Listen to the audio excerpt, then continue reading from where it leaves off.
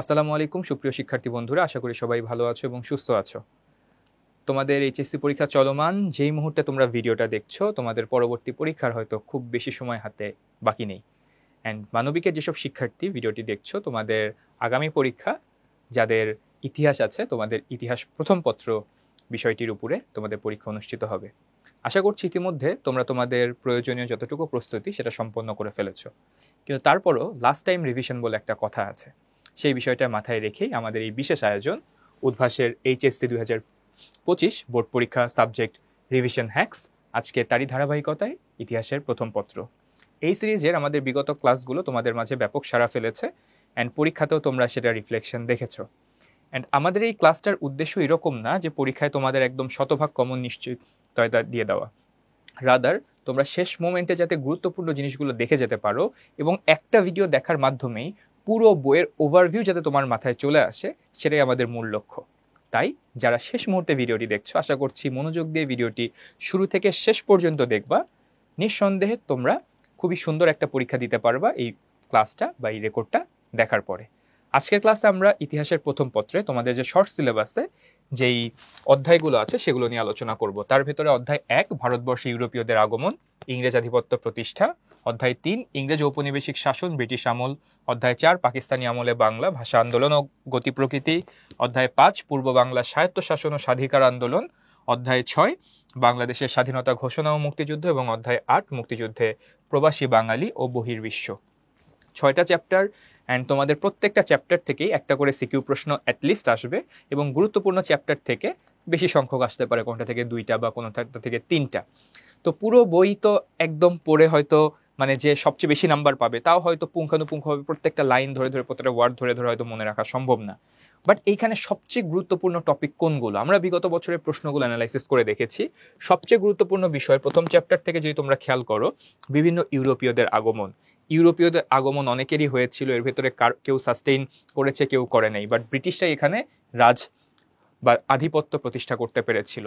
তাদের শাসন, east India company গঠন, পরবর্তীতে পলাশির যুদ্ধ, বক্সারের যুদ্ধ, ব্রিটিশদের দেওয়ানি লাভ এবং দ্বৈত শাসন, এই পার্টটা সবচেয়ে গুরুত্বপূর্ণ। পরবর্তীতে লাহোর প্রস্তাব, দ্বিজাতি তত্ত্ব, 47-এর দেশভাগ থেকে শুরু করে ভারতের জাতীয় কংগ্রেস, বঙ্গভঙ্গ, স্বদেশী আন্দোলন সহ বিভিন্ন নীতিগুলো, এই পার্ট যেমন গুরুত্বপূর্ণ।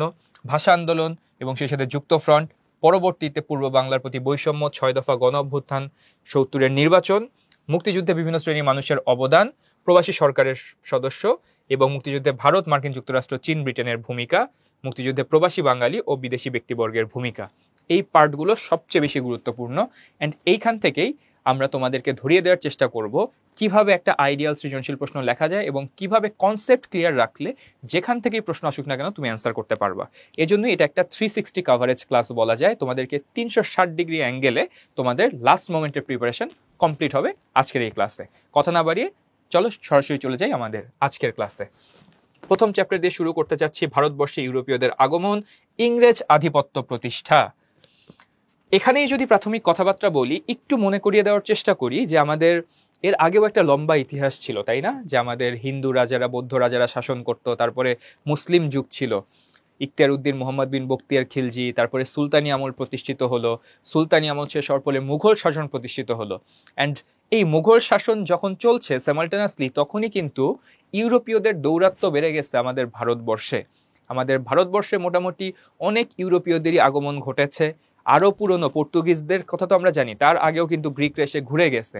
কিন্তু বাণিজ্য করার উদ্দেশ্যে বা ঔপনিবেশিক শাসন প্রতিষ্ঠা করার উদ্দেশ্যে সর্বপ্রথম কারা এসেছিল? পর্তুগিজরা এসেছে, এরপরে ওলন্দাজরা, তারপর এসেছে দিনেমাররা, এসেছে ইংরেজরা এবং এসেছে ফরাসিরা। পর্তুগিজরা ডেফিনেটলি পর্তুগাল থেকে এসেছে, ওলন্দাজ বা ডাচরা এরা এসেছে তৎকালীন হল্যান্ড, যেটাকে এখন নেদারল্যান্ড বলা হয়, সেখান থেকে। এরপর এসেছে দিনেমাররা বা ড্যানিশরা, কই থেকে আসছে? ডেনমার্ক থেকে আসছে ইংরেজরা ব্রিটেন থেকে, এবং আসছে ফরাসিরা ফ্রান্স থেকে। এদের ভেতর সবারই উদ্দেশ্য ছিল বাণিজ্য করা, এখানে একটা শাসন কায়েম করা, কিন্তু সবারই শেষপেশ এখান থেকে ঘুরে চলে যাইতে হয়েছে। টিকে গেছে কি একমাত্র ইংরেজরা টিকে গেছে, সেটা নিয়ে আমরা কথা বলতে যাব। খুব বেশি ডেপথে যাব না, পরীক্ষার লাস্ট মোমেন্টে এত খুঁটিনাটি জিনিস পড়ার দরকার নেই, ওভারঅল কনসেপ্ট ক্লিয়ার করাটা দরকার। দেখো, পর্তুগিজরা এসেছে। পর্তুগিজরা, আমরা ভাস্কো দা গামার কথা শুনেছি, আমাদের যে সাগর আছে এই সাগরের তীর ধরে ভারত মহাসাগর ধরে ভারতবর্ষে প্রবেশ করেছিল পর্তুগিজরা, বাণিজ্য করার জন্য এসেছিল। কেন বাণিজ্য করতে আসছিল? মেইনলি এখানে মশলা, এখান থেকে মশলা ইউরোপে পাঠাবে, এটা যেমন একটা কারণ ছিল। সেই পাশাপাশি এখান থেকে কিন্তু তারা মানে যে দাস বা কৃতদাস স্লেভ, তোমরা জানো এই জিনিসটা, এখান থেকে কিন্তু তারা মানুষ কিনে অন্য জায়গায় বিক্রি করতো। দাস প্রথাও কিন্তু চালু করেছিল মোটামুটি। দাস প্রথা আগে থেকেই ছিল, বাট দাস আদান প্রদানেরও একটা টেন্ডেন্সি তাদের ছিল। তো পর্তুগিজরা এখানে ব্যবসা করতে আসছে, তাদের বাণিজ্য কুঠি নির্মাণ করছে, দীর্ঘদিন ছিল, একসময় বিতাড়িত করে দেওয়া হয়েছে তাদেরকে। বাণিজ্য কুঠি কথাটা বারবার আসে, তাই না? বই অনেক পড়েছো। বাণিজ্য কুঠি জিনিসটা কি? সহজ কথা, ফ্যাক্টরি। আমরা যেসব পণ্য কিনি, ধরো পারফিউম দিচ্ছি, গায়ে লোশন দিচ্ছি, বা কলম ব্যবহার করতেছি, মোবাইল ইউজ করতেছি, সব জিনিসই তো একটা কারখানায় তৈরি হয় বা ফ্যাক্টরিতে তৈরি হয়। এটাকেই সহজ কথায় ফ্যাক্টরি বা কুঠি বলা হয়, বাণিজ্য কুঠি। তাহলে দেখি দুঃসাহসী পর্তুগিজ নাবিক ভাস্কো ডা গামা ইউরোপীয়দের মধ্যে প্রথম সমুদ্রপথে 1498 খ্রিস্টাব্দে 20 মে ভারত পশ্চিম উপকূলের কালিকট বন্দরে এসে উপস্থিত হন। কোথায় এসে উপস্থিত হন? কালিকট বন্দরে। 1510 খ্রিস্টাব্দে আল বুকার্ক, আরেকটা নাম চলে আসছে ভারতের, গোয়ায় পর্তুগিজ রাজার প্রতিনিধি হিসেবে আসেন। তার সময় এশিয়ার চারদিকে নৌপথে পর্তুগিজ আধিপত্য প্রতিষ্ঠিত হয়। মূলত তিনি ভারতবর্ষে পর্তুগিজ সাম্রাজ্যের ভিত্তি স্থাপন করেন। তাহলে ভাস্কো ডা গামার অবদান কি? ভাস্কো ডা গামা আমাদেরকে, ইউরোপীয়দেরকে চিনাই দিয়ে গেল ভারতবর্ষে যাতায়াত করার সমুদ্র পথটা কি, রুটটা কি, এটা চিনাই দিয়ে গেল কে? Vasco da Gama. কিন্তু পরবর্তীতে রাজার প্রতিনিধি হিসেবে শাসন করার জন্য বা সাম্রাজ্য প্রতিষ্ঠা করার জন্য এলেন কে? আল বুকার্ক। এই জন্য তাকে বলা যায় ভারতবর্ষে পর্তুগিজ সাম্রাজ্যের ভিত্তি স্থাপন করেন তিনি। ভালো কথা, ভারতবর্ষে পর্তুগিজদের অবস্থান বিভিন্ন কারণে স্থায়ী হয় নাই। তারা তো খুব বেশি দিন টিকতে পারে নাই, 100 বছর 150 বছর, তাও খুব একটা দাপটের সাথে না। কেন? প্রথমত পর্তুগিজদের অসহিষ্ণুতা এবং নিপীড়ন নীতি। হ্যাঁ, পর্তুগিজদের অসহিষ্ণুতা এবং নিপীড়ন নীতি তাদেরকে কিন্তু মানে কি বলে, বাংলার মানুষ বা ভারতের মানুষ খুব একটা ভালো চোখে দেখতো না। কারণ অনেক অ্যাগ্রেসিভ ছিল, মানুষের উপর অত্যাচার নির্যাতন করতো, অনেক বেশি পরিমাণে রাজস্ব ধরতো। রাজস্ব মানে তো বোঝো, কর দেওয়া, আমরা যেটাকে ট্যাক্স দেওয়া বলি, এটার পরিমাণ বাড়ায় ফেলছে, মানুষকে বাধ্য করেছিল এরকম। পর্তুগিজরা ভারতের ব্যবসায়ীদের উপর অতিরিক্ত কর ধার্য করে তাদের হয়রানি করত। তারা ভারতীয় হিন্দু ও মুসলিম বালক বালিকাদের ধরে নিয়ে জোরপূর্বক খ্রিস্ট ধর্মে দীক্ষিত করত। এই অসদাচরণের জন্য তাদের বিরুদ্ধে ব্যাপক গণ অসন্তোষের সৃষ্টি হয়। ফলে সম্রাট শাহজাহান 1632 খ্রিস্টাব্দে পর্তুগিজদের প্রতি ক্ষুব্ধ হয়ে তাদেরকে হুগলি থেকে বিতাড়িত করেন। তাইলে দেখো, তারা আসলো 1500 সালে এবং চলে গেল 1632 সালে। মোটামুটি 130 বছর বা 120 বছরের মতো তাদের স্থায়িত্ব ছিল। তাদেরকে বিতাড়িত করলো কে? সম্রাট শাহজাহান হুগলি থেকে তাদেরকে বিতাড়িত করলো। দ্বিতীয়ত, ফিলিপের অধীনে পর্তুগালের সাথে স্পেন রাজ্য এক হয়ে যায়। তখন স্পেন আর পর্তুগাল এক হয়ে গেলে পর্তুগিজ যেসব যে বণিক ছিল বা নাবিক ছিল, তাদের আধিপত্য অটোমেটিক আস্তে আস্তে ডিক্লাইন করা শুরু করে বা কমে যাওয়া শুরু করে। হ্যাঁ, এ সময় স্পেনের সাথে ওলন্দাজ ও ইংরেজদের যুদ্ধ চলছিল। পর্তুগাল ও স্পেন এক হওয়ায় পর্তুগালকে ওলন্দাজ ও ইংরেজদের বিরুদ্ধে যুদ্ধে অবতীর্ণ হতে হয়। অর্থাৎ এইখানে যারা ছিল তাদেরও তো ডাক পড়েছিল যে ওইখানে যাইতে হবে, যুদ্ধ করতে হবে, হ্যাঁ, যুদ্ধে জিততে হবে। তার মানে ভারতে আর অ্যাটেনশন দেওয়ার মতো এরকম অবস্থা ছিল না। এতে পর্তুগালের প্রচুর অর্থ ব্যয় হয়। ফলে পর্তুগালের মতো ছোট দেশের পক্ষে সুদূর প্রাচ্যের একটি রাষ্ট্রের রক্ষণাবেক্ষণের ব্যয়ভার বহন করা অসম্ভব হয়ে পড়ে। প্রাচ্য, প্রাচ্য মানে কি? পূর্ব বা ইস্ট। আমাদের অবস্থান কিন্তু ভারতবর্ষ বা বাংলাদেশের অবস্থান, এটা যদি পৃথিবী হয়, ডান দিকে অর্থাৎ পূর্ব দিকে, এটাকেই প্রাচ্য বলা হয়। তাহলে ওই যে ওরা তো পশ্চিমা বিশ্বের দেশ, পশ্চিম থেকে পূর্বে এত দূরে এসে একটা দেশ পরিচালনা করে এখানে ব্যবসা বাণিজ্য করা, এতটা সামর্থ্য ওই সময় ওদের ছিল না। কেন ছিল না? আমরা দেখলাম যে দুইটা রাজ্য এক হয়ে গেছে, স্পেন আর পর্তুগাল, এবং হচ্ছে কি করতেছিল এরা? ইংরেজদের সাথে এবং নেদারল্যান্ডের মানুষের সাথে যুদ্ধ করতেছিল। তো সব মিলাই এদের অবস্থা খারাপ হয়ে গেছিল, বুঝলাম। তৃতীয়ত, পর্তুগিজদের অনুকরণে ওলন্দাজ, ফরাসি, ইংরেজ বিভিন্ন ইউরোপীয় বণিকরা দলে দলে ব্যবসা করার জন্য আসতে থাকে। তো প্রথমে একজনকে দেখা দেখি আমরা সবাই এক পথে যাওয়া শুরু করি। ব্যাপারটা ওই রকম যে পর্তুগিজদের আগে সবাই এইদিকে আসতে ভয় পাইতো। হ্যাঁ, মানে ইন্ডিয়া কোনখানে, ইন্ডিয়াতে আদৌ কিছু আছে কিনা, এটা তো পর্তুগিজরাই বাকিদের চিনাই দিয়ে গেছে, তো সবার জন্য সহজ হয়ে গেছে। ওর রেখে যাওয়া পদচিহ্ন ফলো করে করে আস্তে আস্তে ওলন্দাজ, ড্যানিশ, ইংরেজ, ফরাসিরা আসা শুরু করে। এতে করে প্রতিযোগিতা বেড়ে যায়। হ্যাঁ, প্রতিযোগিতায় আর পর্তুগিজরা ফাইনালি টিকতে পারে না। এখান থেকে তাহলে কনসেপচুয়াল জিনিস আমাদের জানতে হবে। ধরো কোনো একটা সৃজনশীল প্রশ্নের গ বা ঘয়ে তোমাকে লিখতে হইতে পারে যে পর্তুগিজরা কেন আসলে এখানে টিকতে পারে নাই। তার মধ্যে একটা কারণ, সাধারণ মানুষের মধ্যে অসন্তোষ ছিল, কারণ সাধারণ মানুষকে তারা ভালোভাবে ট্রিট করতো না, ট্যাক্সের পরিমাণ অনেক বাড়াই দিয়েছিল। দ্বিতীয়ত, সম্রাট শাহজাহানের আমলে তাদেরকে হুগলি থেকে বিতরণ করা হয়। তৃতীয়ত স্পেন আর পর্তুগাল এক হয়ে গেলে পরবর্তীতে তাদের আধিপত্য কমা শুরু করে। এর পরবর্তীতে ইংরেজদের সাথে ওলন্দাজদের সাথে যুদ্ধ শুরু হয়, ওইখানে অর্থ ব্যয় হয়, আর সামর্থ্য ছিল না। ফাইনালি কম্পিটিশন বা প্রতিযোগিতা বাড়তে থাকে, এই কারণে তাদেরকে পিছু হটতে হয়। তাহলে সব কারণ মিলাই বুঝলাম কেন পর্তুগিজরা এখানে আসলে বেশি দিন স্থায়ী হয় নাই। এরপরে ইস্ট ইন্ডিয়া কোম্পানি। ব্রিটিশরা অনেকদিন ধরেই নজর ছিল, ফাইনালি ব্রিটিশরা আসছে এবং এসে 1600 সালে ব্রিটিশ ইস্ট ইন্ডিয়া কোম্পানি গড়ে তোলে। কি গড়ে তোলে? ব্রিটিশ ইস্ট ইন্ডিয়া কোম্পানি গড়ে তোলে। ইস্ট ইন্ডিয়া কোম্পানি এটা ব্রিটিশদের একটা নিজস্ব একটা কোম্পানি, হ্যাঁ, যেটা গড়ে ওঠে ভারতে। এটা সরাসরি কোনো সরকারি কোনো কোম্পানি ছিল না, কিন্তু সরকারের যে মানুষজন, ব্রিটেনের যে সরকার এবং তাদের রানী, তাদের সাপোর্ট ছিল, কিন্তু তারা সরকার চালাইতো না। এটা একটা বেসরকারি একটা কোম্পানি ছিল। তো 1600 সালে এটা কোম্পানি গড়ে ওঠে। এর পরবর্তীতে সম্রাট আকবর ছিল তখন ক্ষমতায়, জাহাঙ্গীর আসে, আস্তে আস্তে তারা বাণিজ্য কুঠি গড়ে তোলে এবং প্রভাব বিস্তার করা শুরু করে। 1608 সালে ক্যাপ্টেন হকিংস জেমসের সুপারিশপত্র নিয়ে বাণিজ্য সম্প্রসারণের উদ্দেশ্যে জাহাঙ্গীরের সঙ্গে দেখা করেন এবং তার অনুমতিপূর্বক 1612 সালে সুরাটে বাণিজ্য কুঠি নির্মাণ করেন। সুরাট একটা জায়গা, সেইখানে প্রথম ফ্যাক্টরি বা বাণিজ্য কুঠি নির্মাণ হইল 1612 সালে। ওকে, ভারতবর্ষে ইউরোপীয় জাতিগুলোর মধ্যে ফরাসিদের আগমন সবার শেষে। ইংরেজদের আগমনটা দেখলাম, শেষ কিন্তু হয় না। ইংরেজরা কিভাবে আসলো? 1600 সালে ইস্ট ইন্ডিয়া কোম্পানি গঠিত হইল, 1612 সালে সুরাটে বাণিজ্য কুঠি নির্মাণ হইল। জাহাঙ্গীরের কাছ থেকে পারমিশন নিল, তার মানে পারমিশন পেয়ে গেছে বা লিগাল অথরিটি হয়ে গেছে তারা। ওকে, ফাইন। ফরাসিরা, ভারতবর্ষে ইউরোপীয় জাতিগুলোর মধ্যে ফরাসিদের আগমন সবার শেষে। 1664 খ্রিস্টাব্দে চতুর্দশ লুইয়ের অর্থমন্ত্রী কোলবার্টের উদ্যোগে প্রতিষ্ঠিত হয় ফরাসি ইস্ট ইন্ডিয়া কোম্পানি। ইউরোপীয় অন্যান্য শক্তির মতো ফরাসিও ভারতবর্ষে বাণিজ্যের পাশাপাশি সাম্রাজ্য স্থাপনের স্বপ্ন দেখত তারা। কিন্তু ইংরেজরা তাদের সামরিক শক্তি, তাদের কূট কৌশল এবং ষড়যন্ত্রের মাধ্যমে ভারতবর্ষের রাজনৈতিক ক্ষমতা দখল করে নেয়। পরপর 3টা দক্ষিণাত্যে কর্ণাকট যুদ্ধে ফরাসিরা পরাজিত হলে তাদের সাম্রাজ্য ও বাণিজ্য বিস্তারের স্বপ্নই থেকে যায়। ফলে তাদের বাধ্য হয়ে এদেশ থেকে বিদায় নিতে হয় এবং ভারতবর্ষে ইংরেজরা একক অধিকার বিস্তার করে। তাইলে ফরাসিরা কেন চলে গেল? ইংরেজদের সাথে তারা আর পেরে উঠতেছিল না। এটা সহজ কথা। একটু যদি ভেঙে ভেঙে বলি, তোমাকে যদি লিখতে হয় 1 পেজ বা 1.5 পেজ, তাহলে কি লিখবো? দেখো, ইংরেজ ইস্ট ইন্ডিয়া কোম্পানি ছিল ইংরেজ বণিকদের একটা স্বাধীন প্রতিষ্ঠান, যেমনটা আমি বললাম। ইংরেজ সরকার ছিল পৃষ্ঠপোষক। পৃষ্ঠপোষক মানে কি? আমি পেছনে আছি, সাপোর্ট করতেছি, আমি স্পন্সর। কিন্তু কোম্পানির কাজে সরকার কোনো হস্তক্ষেপ করতো না। জাতীয় স্বার্থে ইংরেজ সরকার কোম্পানির কার্যকলাপের উপর তীক্ষ্ণ দৃষ্টি রাখত এবং প্রয়োজনে প্রত্যেক ব্যাপারে সাহায্য করত। আর ফরাসি কোম্পানি ছিল রাষ্ট্রীয় সাহায্য সহায়তার উপর সম্পূর্ণভাবে নির্ভরশীল।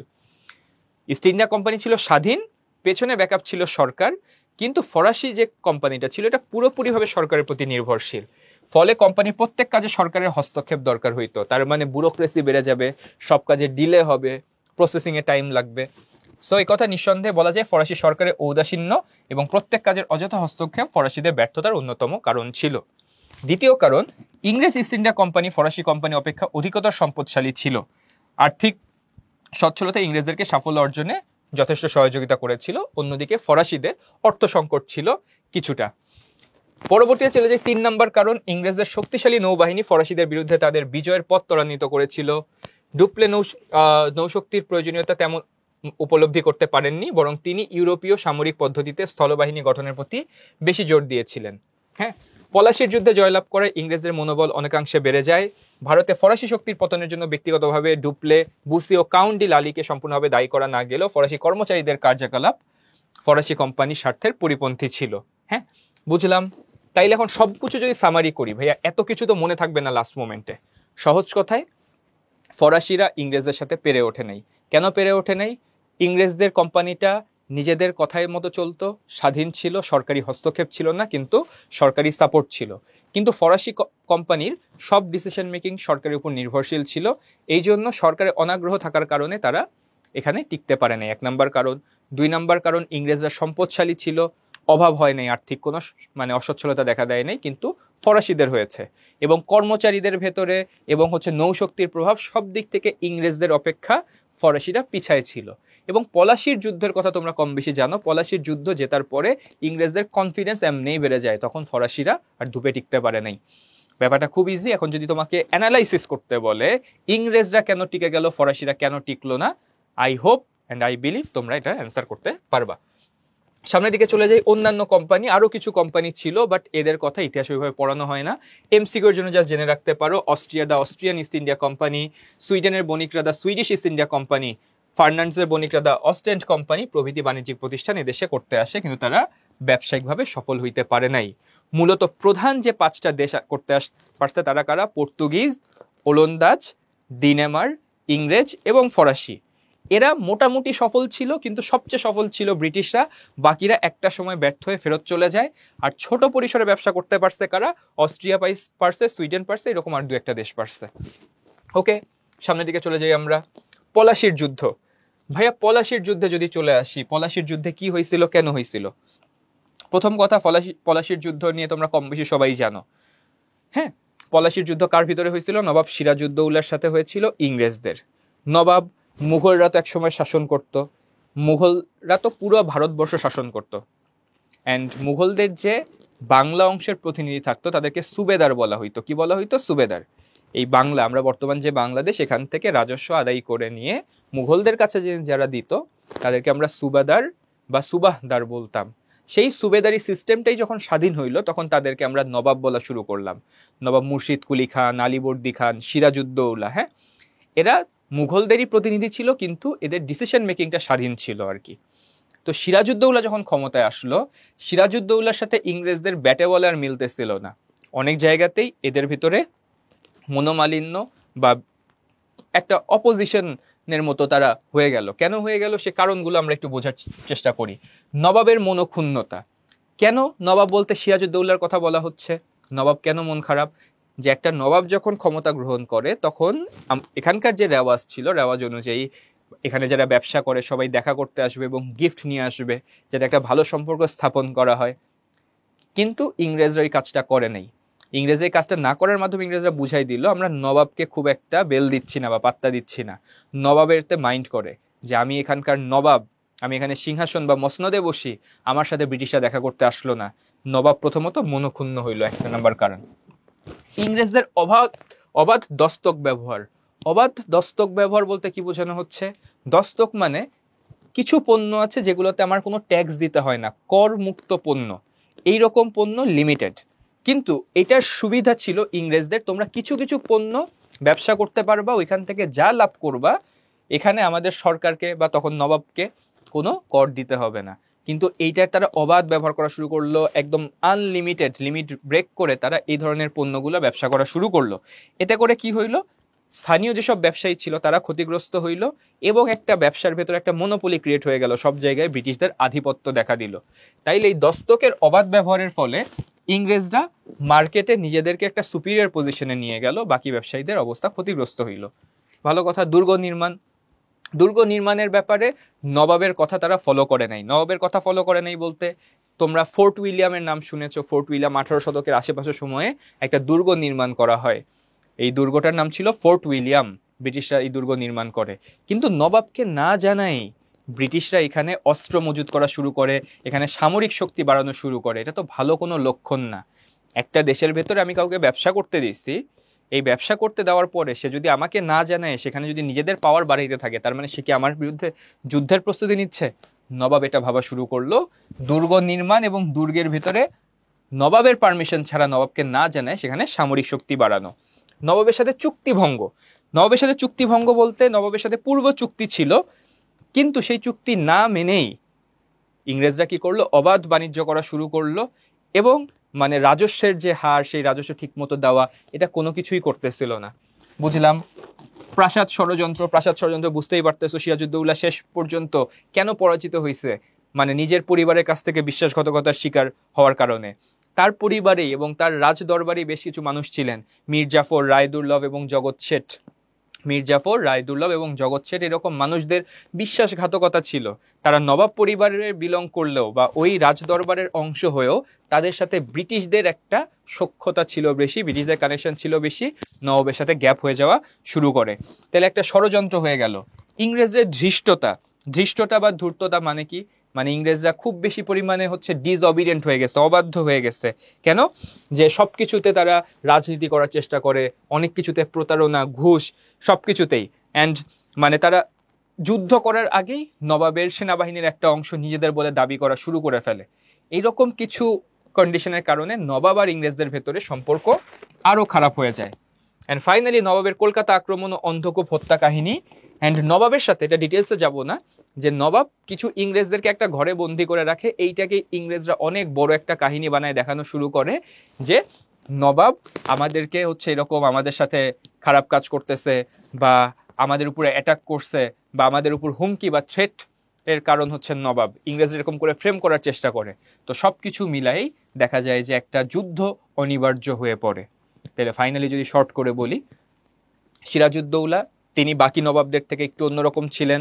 তিনি ইংরেজ শাসনকে অতটা মনে প্রাণে পছন্দ করতেন না, এমনটাই ইতিহাস বলে। কিন্তু ক্ষমতায় আসার পরে তারও এক্সপেকটেশন ছিল যে আচ্ছা ঠিক আছে, ইংরেজরা আছে, তার সাথে একটা মিউচুয়াল করে সবকিছু সুন্দর মতো থাকা যায় কিনা। কিন্তু না, ইংরেজদের পক্ষ থেকে কোনো ভালো সাইন নবাবের কাছে পৌঁছায় নাই। নবাব ক্ষমতায় গ্রহণ করার পরে তার সাথে যে বন্ধুত্ব করা এরকম কোনো সাইন ব্রিটিশরা দেখায় নাই। উল্টারও চুক্তি ভাঙছে, দুর্গের ক্ষমতা বাড়াইছে, এবং হচ্ছে প্রাসাদের ভেতরও কিছু মানুষজন ছিল নবাবের কাছের মানুষজন, যাদের বিশ্বাসঘাতকতার কারণে আস্তে আস্তে পলাশির যুদ্ধের দিকে আমরা চলে যাই। ফাইনালি আমরা জানি 1757 সালে একটা যুদ্ধ হয় পলাশির প্রান্তরে, যেটাকে আমরা বলতেছি পলাশির যুদ্ধ। এই পলাশির যুদ্ধে সিরাজউদ্দৌলা পতন হয় এবং পরবর্তীতে তাকে ধরে ফেলা হয় এবং নির্মমভাবে তিনি মৃত্যুবরণ করেন। তো যাই হোক না কেন, পলাশি যুদ্ধের আসলে ফলাফলটা কি? এক নাম্বার কথা, নবাবের নির্মম মৃত্যু হয়, সিরাজউদ্দৌলা মারা যান। দ্বিতীয় কথা, বাংলার স্বাধীন সূর্য অস্তমিত হয়। হ্যাঁ, স্বাধীন সূর্য অস্তমিত হয়, স্বাধীনতার সূর্য যেটা, তার মানে সিরাজউদ্দৌলাকেই কিন্তু বলা হয় বাংলার শেষ স্বাধীন নবাব। তারপরে আরো নবাব ছিলেন, কিন্তু তারা প্রকৃতপক্ষে স্বাধীন ছিলেন না, ব্রিটিশরা তাদেরকে কন্ট্রোল করত। তো বাংলাকে স্বাধীন রাখার যে স্বপ্ন, সেটা সিরাজউদ্দৌলার পতনের মধ্য দিয়েই শেষ হয়ে যায়, এটা তোমরা জানো। ইংরেজদের ভারতীয় রাজনীতিতে হস্তক্ষেপ, পলাশি যুদ্ধের পরবর্তীতেই ইংরেজরা পাওয়ার পেয়ে যায় এবং তারা পুরোপুরিভাবে ভারত শাসন করার জন্য যা আইন করতে হয়, যেসব পলিসি বানাইতে হয়, সবকিছু করা শুরু করে। তার মানে ভারতের রাজনীতিতে ইংরেজদের হস্তক্ষেপ শুরু হয়। একচেটিয়া বাণিজ্য প্রসার, তারা ক্ষমতা আসার পর খুব স্বাভাবিক যে এমন একটা সিস্টেম তৈরি করে, এমন কিছু নিয়ম কানুন বানায় ফেলে যে এখানে আসলে তারা ছাড়া কেউ ব্যবসায়ী করতে পারবে না। যার কারণ আমরা একটু আগে দেখে আসছি, ফরাসি থেকে শুরু করে কেউই টিকতে পারে নাই, কারণ ইংরেজরা এত বেশি সম্পদশালী ছিল বা প্রভাব ছিল তাদের। অ্যান্ড ফাইনালি ফরাসি শক্তি বিলুপ্ত হয়, ইংরেজদের ক্ষমতা বৃদ্ধি পায় এবং আধুনিক যুগের সূচনা হয়। এই কয়টা হচ্ছে আমাদের কি বলে পলাশির যুদ্ধের ফলাফল। তো পলাশির যুদ্ধের পরবর্তীতে আরেকটা যুদ্ধ হয়, যেটাকে আমরা বলছি বক্সারের যুদ্ধ। এটাও ইকুয়ালি ইম্পর্টেন্ট। বক্সারের যুদ্ধ, বক্সার এটা বক্সিং মনে করো না, বক্সারও একটা জায়গার নাম। পলাশি যেমন একটা জায়গার নাম, একইভাবে বক্সারও একটা জায়গার নাম। বক্সারের প্রান্তরে যে যুদ্ধ হয়েছে সেটা বক্সারের যুদ্ধ। আগেরটা হয়েছে 1757 সালে, এটা হয়েছে হচ্ছে 1764 সালে। বক্সার যুদ্ধটা কেন হইল? সিরাজউদ্দৌলার পতনের পরবর্তীতে ইংরেজরা তাদের অনুগত মীর জাফরকে ক্ষমতায় বসাইলো। কারকে ক্ষমতায় বসাইলো? মীর জাফরকে ক্ষমতায় বসাইলো। হ্যাঁ, কিন্তু পরবর্তীতে মীর জাফর আর ইংরেজদের ভেতরে একটা গ্যাঞ্জাম শুরু হয়ে যায়। মীর জাফরের প্রমিস করা ছিল আমি তোমাদেরকে এত টাকা দিব, অনেক কথা বলছিল মুখে মুখে, কিন্তু প্রতিশ্রুত যে অর্থ সেটা ব্রিটিশদেরকে নানা অজুহাতে, এই অজুহাত ওই অজুহাতে, এই কারণে ওই কারণে আর দেয় নাই। এই কারণে ব্রিটিশরা কি করলো, নবাব এই যে মীর জাফর, তাকেও সিংহাসন থেকে নামাই দিল 1760 সালে। এরপরে ক্ষমতায় আসলো কে? মীর জাফরের মেয়ের জামাই মীর কাসিম। মীর কাসিম কিন্তু আবার ভালো মানুষ ছিলেন, স্বাধীন চেতা মানুষ ছিলেন। সে কি করছে? সে ভাবছে বা এরকম করে মনে মনে চিন্তা করছে যে আমি সামহাউ ব্রিটিশ শাসন থেকে বাংলাকে বাঁচাবো বা বাংলাকে মুক্ত করব। অ্যান্ড এইটা ব্রিটিশরা খুব তাড়াতাড়ি টের পেয়ে গেছিল। এই জন্য সিরাজউদ্দৌলার সাথে যেমন যুদ্ধ হয়েছে, তার সাথেও বক্সারের যুদ্ধ হয়। তো এই যুদ্ধটা শুরু হওয়ার কারণ কি আমরা দেখি। প্রথম কথা, মীর কাসিমের স্বাধীন চেতা মনোভাব। মীর কাসিম স্বাধীন সবসময় স্বাধীনতা চাইতেন, ব্রিটিশদের অনুগত আর থাকতে চাইতেন না। কারণ মীর জাফরকে যেমন ব্রিটিশরা কন্ট্রোল করছে, মীর কাসিমকেও কন্ট্রোল করার চেষ্টা করছে বা করে আসছে ওই 60 সাল থেকে শুরু করে 64 পর্যন্ত। কিন্তু এটা মীর কাসিমের পছন্দ ছিল না, সে স্বাধীন করতে চাইতো। তো এটা স্বাধীন চেতা মনোভাব অন্যতম কারণ। রাজধানী স্থানান্তর।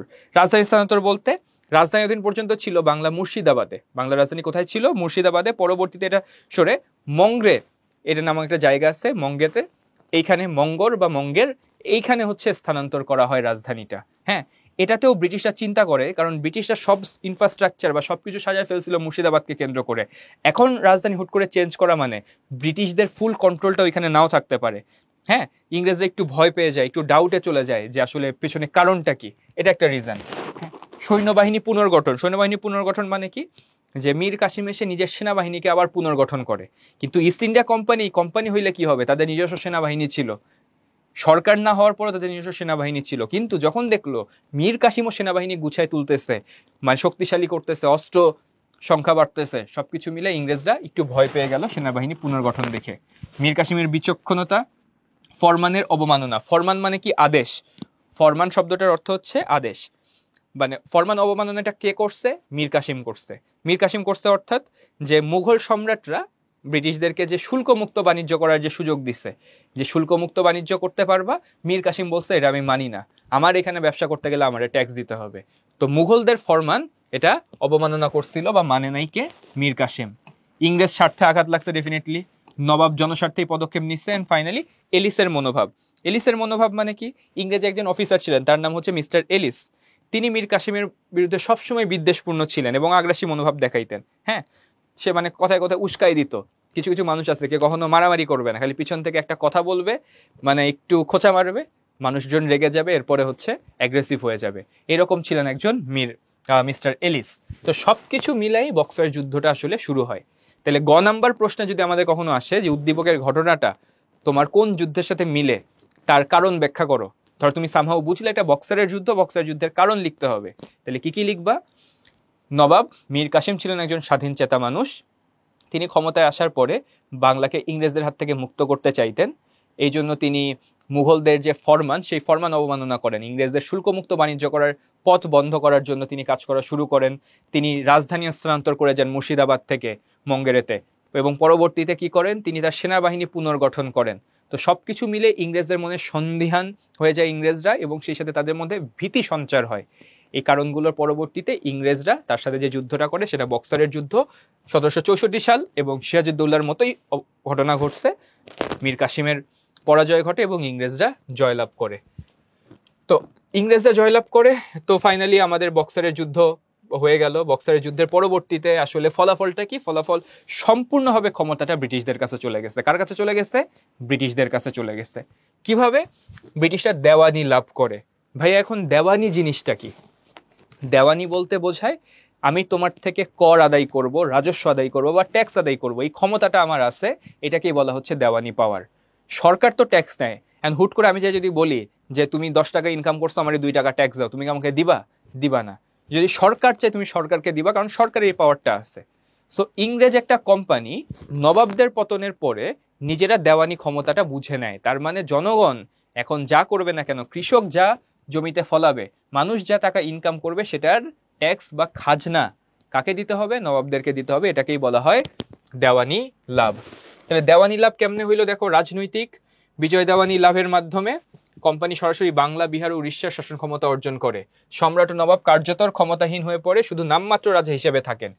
ইংরেজরা প্রশাসনের পূর্ণ কর্তৃত্ব নিয়ে নেয়। অর্থনৈতিক বিজয়, এটা হচ্ছে প্রথমটা রাজনৈতিক বিজয় হইল। হ্যাঁ, সেকেন্ড এটা হচ্ছে অর্থনৈতিক বিজয়। কোম্পানি দেউলিয়া অবস্থা থেকে উদ্ধার পায়। লর্ড ক্লাইভের মতে কোম্পানির বার্ষিক নেট আয় ছিল 12 কোটি টাকারও বেশি। ওই আমলে, আজ থেকে 300-400 বছর আগে 12 কোটি টাকারও বেশি বার্ষিক আয় ছিল। এর মাধ্যমে সামরিক ও বেসামরিক খরচ মিটিয়ে বিশাল উদ্বৃত্ত থাকতো বা প্রফিট থাকতো। হ্যাঁ, আর ইউরোপ থেকে পুঁজি আনার প্রয়োজন শেষ। আগে ইউরোপ থেকে পুঁজি এনে বাণিজ্য করতে হইতো, এখন ভারতীয় রাজস্ব থেকেই ব্যবসার পুঁজি সরবরাহ করা সম্ভব হয়। তারপরে যদি চলে যাই কর্মচারীদের শুল্কহীন অবাধ বাণিজ্য। কোম্পানির কর্মচারীরা শুল্ক ছাড়াই বাণিজ্য করতে পারে। তারা ঘুষ ও দুর্নীতির মাধ্যমে রাজস্ব আত্মসাৎ করে। জনগণের উপর শোষণ বাড়ে। কোম্পানি এই বিষয়ে কোনো ব্যবস্থা নেয় নাই। ইংল্যান্ডে সম্পদ পাচার। বাংলার রাজস্ব সম্পদ ব্যাপকভাবে ইংল্যান্ডে পাচার শুরু হয়। এই অর্থ ইংল্যান্ডের শিল্প বিপ্লবের ভিত্তি গড়ে তোলে। ঔপনিবেশিক শাসনের সূচনা। দেওয়ানি লাভের মাধ্যমে ভারতে ইংরেজ শাসনের আনুষ্ঠানিক সূচনা ঘটে। ইতিহাসবিদদের মতে এটি ছিল যুগান্তকারী এক ঘটনা, যা পরবর্তীতে প্রায় 200 বছরের ব্রিটিশ শাসনের পথ সুগম করে। তাইলে মোটামুটি আমরা দেখো কয়টা কারণ পাইলাম এখানে? 7টা কারণ পেয়ে গেছি আমরা মোটামুটি, না এটা 6 হবে, 6টা কারণ পেয়ে গেছি আমরা। তাইলে স্লাইডটা তো তোমরা পাবাই, পরবর্তীতে পড়ে নিতে পারবা। আমি যদি সহজ করে তোমাদেরকে বলি, এটা তাহলে কি হইতে পারে? ব্রিটিশরা যখন পূর্ণাঙ্গভাবে ক্ষমতাটা নিয়ে নিল, এটা আসলে কি কি দিক উন্মোচন করলো, এটা যেমন অ্যান্সার করতে পারবা, বক্সার যুদ্ধ এবং পলাশী যুদ্ধের পরবর্তীতে কি হইলো সেই ঘটনা প্রবাহগুলো বুঝতে পারতেছ। যে ইংরেজরা প্রথম কথা দেওয়ানি পাইলো, দেওয়ানি মানে কি, রাজস্ব আদায় করার ক্ষমতা হয়ে গেল কোথায়, বাংলা বিহার এবং উড়িষ্যা। বাংলা বিহার এবং উড়িষ্যা এখানকার রাজস্ব আদায় করার ক্ষমতা তাদের হাতে চলে গেল। দ্বিতীয়ত, এখানকে ইংরেজরাই সবকিছু তাদের ক্ষমতায় চলে গেল, তারাই প্রধান। যেখানে যে জমিদার বা রাজারা, তারা শুধু নামমাত্র জমিদার, তাদের হাতে কোনো পাওয়ার নাই। এবং এত পরিমাণ প্রফিট করা শুরু করলো, বার্ষিক 12 কোটি টাকা, সব খরচের পরেও তাদের হাতে অনেক টাকা থাকে।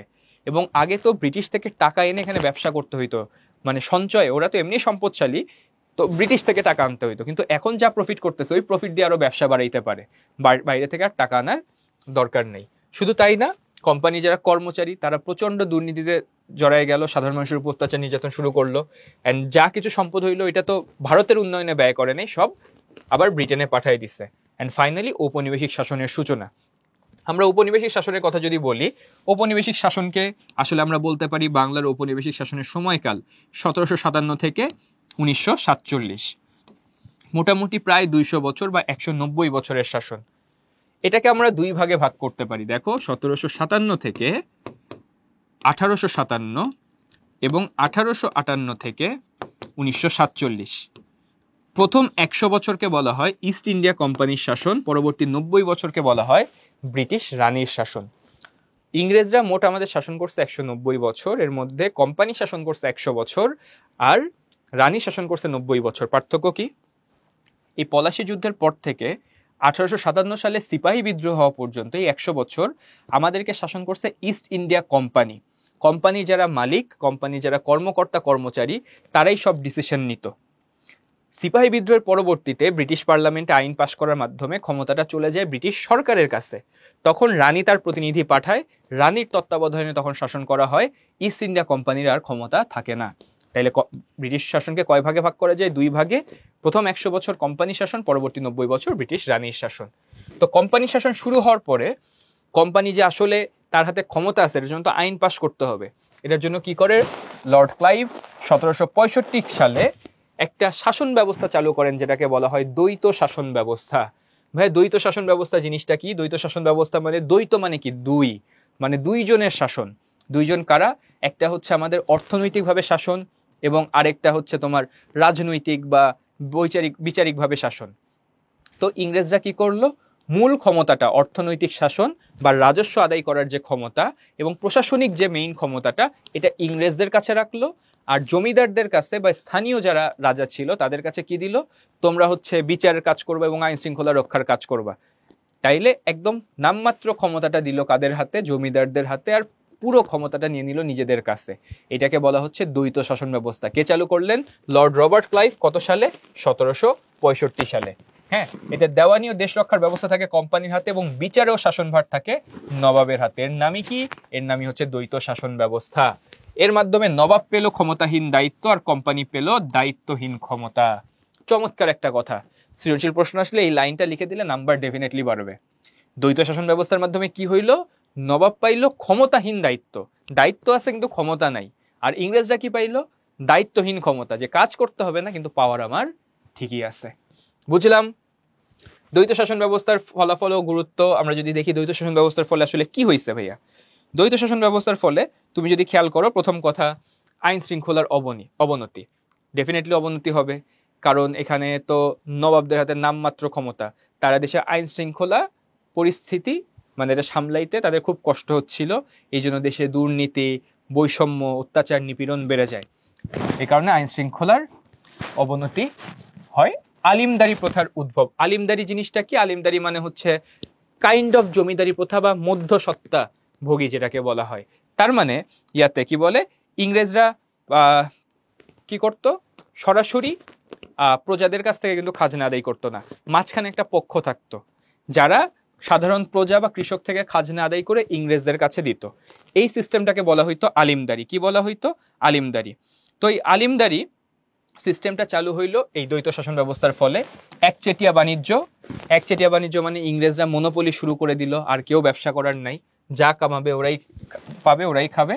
বাংলার রাজস্ব বৃদ্ধি, রাজস্ব বৃদ্ধি মানে এটা পজিটিভ মনে করো না, মানে রাজস্বের হার বৃদ্ধি মানে আমার যে পরিমাণ ট্যাক্স দিতে হবে, সহজ কথা এখানে বলি কর বৃদ্ধি। সাধারণ মানুষ যে ট্যাক্স দিত সেটার পরিমাণটা বাড়ায় দেওয়া হইলো, মানুষকে বাধ্য করা হইতো বেশি পরিমাণে ট্যাক্স ব্রিটিশদেরকে দিতে। অ্যান্ড ৭৬-এর মন্বন্তর ১১৭৬, ইংরেজি সাল হচ্ছে ১৭৭০, বাংলা ১১৭৬, এই জন্য এটার নাম হচ্ছে ৭৬-এর মন্বন্তর। মন্বন্তর কথাটা মানে কি দুর্ভিক্ষ বা ফ্যামিন, না খেয়ে যে মানুষ মারা যায় ওটাকে দুর্ভিক্ষ বলা হয়। এমন একটা দুর্ভিক্ষ হইল কবে? ইংরেজি ১৭৭০ সালে, বাংলা ১১৭৬ সালে। এই দুর্ভিক্ষে হাজার মানুষ, লাখ লাখ মানুষ মারা যায়। এটার কারণ ছিল এই দ্বৈত শাসন ব্যবস্থা। দ্বৈত শাসন ব্যবস্থার পরিমাণে এই পরিমাণ বৈষম্য বেড়ে যায় যে সাধারণ মানুষের হাতে অর্থশূন্য হয়ে পড়ে এবং বড় লোকরা অনেক বড় লোক হয়ে যায়। একটা সময় মানুষ খাদ্য সংকটে পড়ে, পরবর্তীতে যে খাদ্য অল্প পরিমাণে খাদ্য ছিল সেই খাদ্য বড় লোকদের জিম্মায় চলে গেছে, গরিব মানুষ না খেয়ে মারা যাওয়া শুরু করে, যেটাকে আমরা ৭৬-এর মন্বন্তর বলি। তাইলে দ্বৈত শাসনের ফলাফল ও গুরুত্ব বুঝলাম। প্রথম চ্যাপ্টারে আমরা ইম্পর্টেন্ট জিনিসগুলো শেষ পর্যায়ে চলে আসছি। আমরা কি কি জানলাম? আমরা ভারতবর্ষে যে ইউরোপিয়ানরা আছে তাদের আগমনের ঘটনা শুনলাম, তারা কেন ফেইল করছে সেটার ঘটনা দেখলাম, পর্তুগিজদেরটা এবং ফরাসিদেরটা, এবং ইংরেজরা কেন টিকে গেছে সেটাও আমরা জানলাম। অ্যান্ড কিভাবে টিকছে তার কারণ হচ্ছে একটা পলাশির যুদ্ধ, একটা বক্সারের যুদ্ধ। যুদ্ধ দুইটা কেন হয়েছে, যুদ্ধ দুইটার ফলাফল কি সেটা আমরা জানলাম। অ্যান্ড কিভাবে ইংরেজরা দীর্ঘদিন ধরে শাসন করে গেছে তার ভেতরে একটা হচ্ছে আমাদের এই দ্বৈত শাসন ব্যবস্থা। এই দ্বৈত শাসন ব্যবস্থারও A to Z আমরা জানার চেষ্টা করলাম। আশা করতেছি এখান থেকে যদি সৃজনশীল প্রশ্ন আসে ভালো মতো তোমরা লিখতে পারবা। ভাই কেমন প্রশ্ন আসতে পারে যদি একটু দেখতাম, চলো একটু দেখে নেই কেমন সৃজনশীল প্রশ্ন আসতে পারে। আমি যে কয়টা সৃজনশীল আজকে রেখেছি তোমাদেরকে দেখা দেওয়ার জন্য, সেখানে ক খ রাখি নাই। তোমরা জানো ক খ তো উদ্দীপকের সাথে প্রাসঙ্গিক প্রশ্ন হয় না, যে কোনো জায়গা থেকে জ্ঞানমূলক বা অনুধাবনমূলক প্রশ্ন তোমাকে দিতে পারে। সো এটার জন্য তোমরা আলাদাভাবে প্রস্তুতি তো ডেফিনেটলি নিচ্ছ। আমি তোমাদেরকে গ এবং ঘ কোন অ্যাঙ্গেলে অ্যান্সার করতে হবে সেটা তোমাদেরকে একটু ধরে দেওয়ার চেষ্টা করি। ১৭৭৮ সালে ক্যাপ্টেন কুক প্রশান্ত মহাসাগরের বুকে হাওয়াই দ্বীপপুঞ্জ আবিষ্কার করেন। হাওয়াইয়ে পৌঁছাইলে আদিবাসীরা ক্যাপ্টেন কুক ও তার সঙ্গীদের স্বাগত জানায়, কিন্তু বিভিন্ন কারণে শেষ পর্যন্ত আদিবাসী ক্যাপ্টেন কুক ও তার সঙ্গীদের অনেককে হত্যা ও বাকিদের দ্বীপ থেকে বিতাড়িত করে। উদ্দীপকের ন্যায় জলপথে ইউরোপীয়দের ভারতে আগমন ব্যাখ্যা করো। দেখো, আদিবাসীরা ক্যাপ্টেন কুক ও তার সঙ্গীদের স্বাগত জানায়, কিন্তু বিভিন্ন কারণে শেষ পর্যন্ত আদিবাসীরা ক্যাপ্টেন কুক ও তার সঙ্গীদের অনেককে হত্যা ও বাকিদের দ্বীপ থেকে বিতাড়িত করে। খেয়াল করো, উদ্দীপকের ন্যায় জলপথে ইউরোপীয়দের আগমন ব্যাখ্যা করো। বুঝতেই পারতেছো কাদের কথা বলা হচ্ছে। জলপথে ভারতে আসার রুটটা কারা আবিষ্কার করে? পর্তুগিজরা। এটা অ্যান্সার করা মানেই তুমি ১ নাম্বার পেয়ে গেছো। তাইলে প্রথম কথা যে উদ্দীপকের ন্যায় আমরা এরকম সিমিলার ঘটনাটা দেখতে পাই ভারতবর্ষে। ১৪৯৮ সালে পর্তুগিজ তোমার নাবিক ভাস্কো ডা গামা তিনি ভারতবর্ষে আসার জলপথের যে রুট সেটা আবিষ্কার করলেন। পরবর্তীতে আমরা দেখলাম যে আস্তে আস্তে পর্তুগিজরা ব্যবসা বাণিজ্য করার জন্য আসলো, দীর্ঘদিন ধরে তারা এখানে ব্যবসা বাণিজ্য করলো। শুরুতে আসার পর দেশে অবস্থা তাদের ভালোই ছিল, কিন্তু আস্তে আস্তে তাদের অত্যাচার নির্যাতন বেড়ে যাওয়া শুরু করে। এই দেশের মানুষকে জোর করে ধরে ধরে ধর্মান্তরিত করে, কিছু মানুষকে হচ্ছে বিক্রি করে দেয় দাস হিসেবে, এবং বিভিন্ন আর্থিক অনিয়ম বা ট্যাক্স চাপাই দেওয়া সব কিছু কারণে একটা সময় তাদেরকে বিতাড়িত করা হয় এখান থেকে। তাহলে উদ্দীপকের ন্যায় জলপথে ইউরোপীয়দের ভারতের আগমন ব্যাখ্যা করো, এটার অ্যান্সার ডেফিনেটলি তোমরা পর্তুগিজদের সাথে অ্যালাইন করে লিখতে পারবা। যে কারা আসছিল? পর্তুগিজরা আসছিল। কেন আসছিল? ব্যবসা করার উদ্দেশ্যে। এবং পরবর্তীতে কি হয়েছিল? ব্যবসা না, মেইনলি অন্যান্য তারা অপরাধমূলক কার্যক্রমে জড়িত হয়ে যায় এবং সাধারণ মানুষের মনে অসন্তুষ্টি দেখা দেয়। উক্ত জাতিসমূহের আগমনের ফলে ভারতের স্বাধীনতা ক্রমান্বয়ে বিপন্ন হয়। উক্ত জাতিসমূহ, এখানে কিন্তু জাতি না, জাতিসমূহ বলছে। তার মানে এখানে পর্তুগিজদের কথা আমরা বলবো, আমরা ডেফিনেটলি ইংরেজদের কথা বলবো, অ্যান্ড ফ্রেঞ্চদের কথা বলবো। ভারতের স্বাধীনতা এদের কারণে কেমনে ক্রমান্বয়ে বিপন্ন হয়? প্রথমত, যে একটা দেশকে যদি বাইরের দেশের মানুষ শাসন করে তার মানে দেশটা তো স্বাধীন না, তার সার্বভৌমত্ব নাই। এর আগে আমাদেরকে শাসন করতো মুঘলরা। হ্যাঁ, মুঘলরা যদিও বাইরে থেকে আসছে, কিন্তু আস্তে আস্তে তারা দেশের মানুষের হয়ে দেশের মানুষের উপকারের জন্য অনেক আইন কানুন বানিয়েছে, দেশের মানুষের জন্য কাজ করছে, টাকা পয়সা দেশের মধ্যেই রাখছে। কিন্তু ইংরেজরা আসার পরবর্তীতে তারা ব্যবসার নামে আসে, কিন্তু ঔপনিবেশিক শাসন শুরু করে। সেটা পর্তুগিজরাই ট্রাই করছে, ইংরেজরা করছে, ফরাসিরাও করছে, কিন্তু ফেল হয়েছে। ইংরেজরা টিকে গেছে এবং ইংরেজরা টেকার পরে আমাদের এখানে স্থানীয় যারা শাসক ছিল, আমাদের স্বাধীন যেসব নবাব ছিল, তাদেরকে তারা পরাজিত করে যুদ্ধের মাধ্যমে, এবং আস্তে আস্তে নিজেদের ব্যবসাকে তারা রাজনৈতিক শাসনে পরিণত করে। এতে করে কি হয়, আস্তে আস্তে স্বাধীন প্রদেশ বা স্বাধীন একটা অঞ্চল থেকে বাংলা এবং একটা সময় গোটা ভারত এরা ব্রিটিশদের অধীনস্থ হয়ে পড়ে। তারা আর স্বাধীন থাকে না, ব্রিটিশদের একটা কলোনি বা উপনিবেশিক অঞ্চলে পরিণত হয়। তার মানে জলপথে পর্তুগিজদের আগমন থেকে শুরু করে সর্বশেষ ফরাসিদের আগমন এবং ইংরেজদের থেকে যাওয়া পলাশির যুদ্ধ, বক্সারের যুদ্ধ, এইটা বাংলা এবং ভারতের স্বাধীনতার যে স্বপ্ন ছিল সেটা একদম নিভায়ে দেয় এবং ইংরেজরা এখানে শাসন পাকাপোক্ত করে ফেলে এবং স্বাধীনতা থেকে পরাধীনতার দিকে ধাবিত হয়। তাহলে উত্তর করতে পারবা কি পারবা না? ডেফিনেটলি পারবা। পরের প্রশ্নে চলে যাই। ক অঞ্চলটি খ বহিঃশক্তির সঙ্গে একটা যুদ্ধে পরাজয়ের পরে ক্ষয়ের নিয়ন্ত্রণে চলে যায়। গেল। ক অঞ্চলে ক্ষয়ের একটি অভিনব শাসন পদ্ধতি প্রবর্তন করে অর্থনৈতিকভাবে লাভবান হওয়ার জন্য সমস্ত ট্যাক্স আদায়ের ক্ষমতা খ নিজেদের হাতে রাখে এবং প্রশাসনিক কার্যক্রম পরিচালনার দায়িত্ব ক অঞ্চলের প্রতিনিধির হাতে অর্পণ করে। ফলে অর্থনৈতিক ও প্রশাসনিক ক্ষেত্রে চরম বিশৃঙ্খলা দেখা দেয় এবং এক পর্যায়ে এলাকায় চরম দুর্ভিক্ষের প্রাদুর্ভাব ঘটে।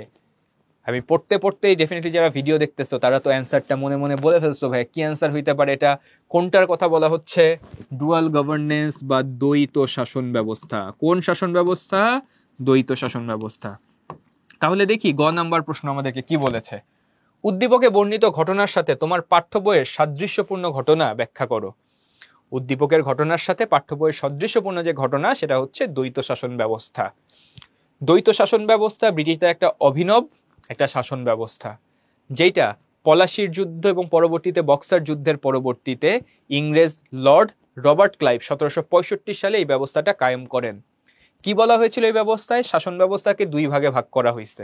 অর্থনৈতিক এবং প্রশাসনিক কার্যভার সব ছিল ব্রিটিশদের হাতে এবং বিচার কার্য এবং টুকটাক দায়িত্বগুলো দেওয়া হয়েছিল কাদের হাতে? নবাবদের হাতে। ফলে নবাবরা হয়ে গেল ক্ষমতা, নবাবরা পাইল কি? ক্ষমতাহীন দায়িত্ব, আর ইংরেজরা পাইল কি? দায়িত্বহীন ক্ষমতা। হ্যাঁ, এখন 3 নম্বরে যেটার সাথে অ্যানালাইসিস করো, এখানে ট্যাক্স আদায়ের ক্ষমতা যেহেতু ক্ষয়ের হাতে চলে গেছে, সেম গোস ফর ব্রিটিশ, যে ব্রিটিশদের হাতেও তখন এর মাধ্যমে দেওয়ানি প্রথা তারা চালু করলো, দেওয়ানি পেয়ে গেছিল, সব টাকা পয়সা আদায়ের ক্ষমতা ব্রিটিশদের কাছে চলে গেছিল। তাহলে তো এখন অ্যান্সার করতে পারবা ডেফিনেটলি গ নাম্বার। আর্থসামাজিক ক্ষেত্রে উক্ত ঘটনার নেতিবাচক প্রভাব আলোচনা করো। কতগুলা পয়েন্ট বলেছিলাম, একটা একটা করে মনে করো। প্রথম কথা যে এইখানে কি হইল, আইন শৃঙ্খলা যে অবস্থা, আইন শৃঙ্খলার অবস্থা এটা বিঘ্নিত হইল, দুর্নীতি, অত্যাচার, নির্যাতন, নিপীড়ন বেড়ে গেল।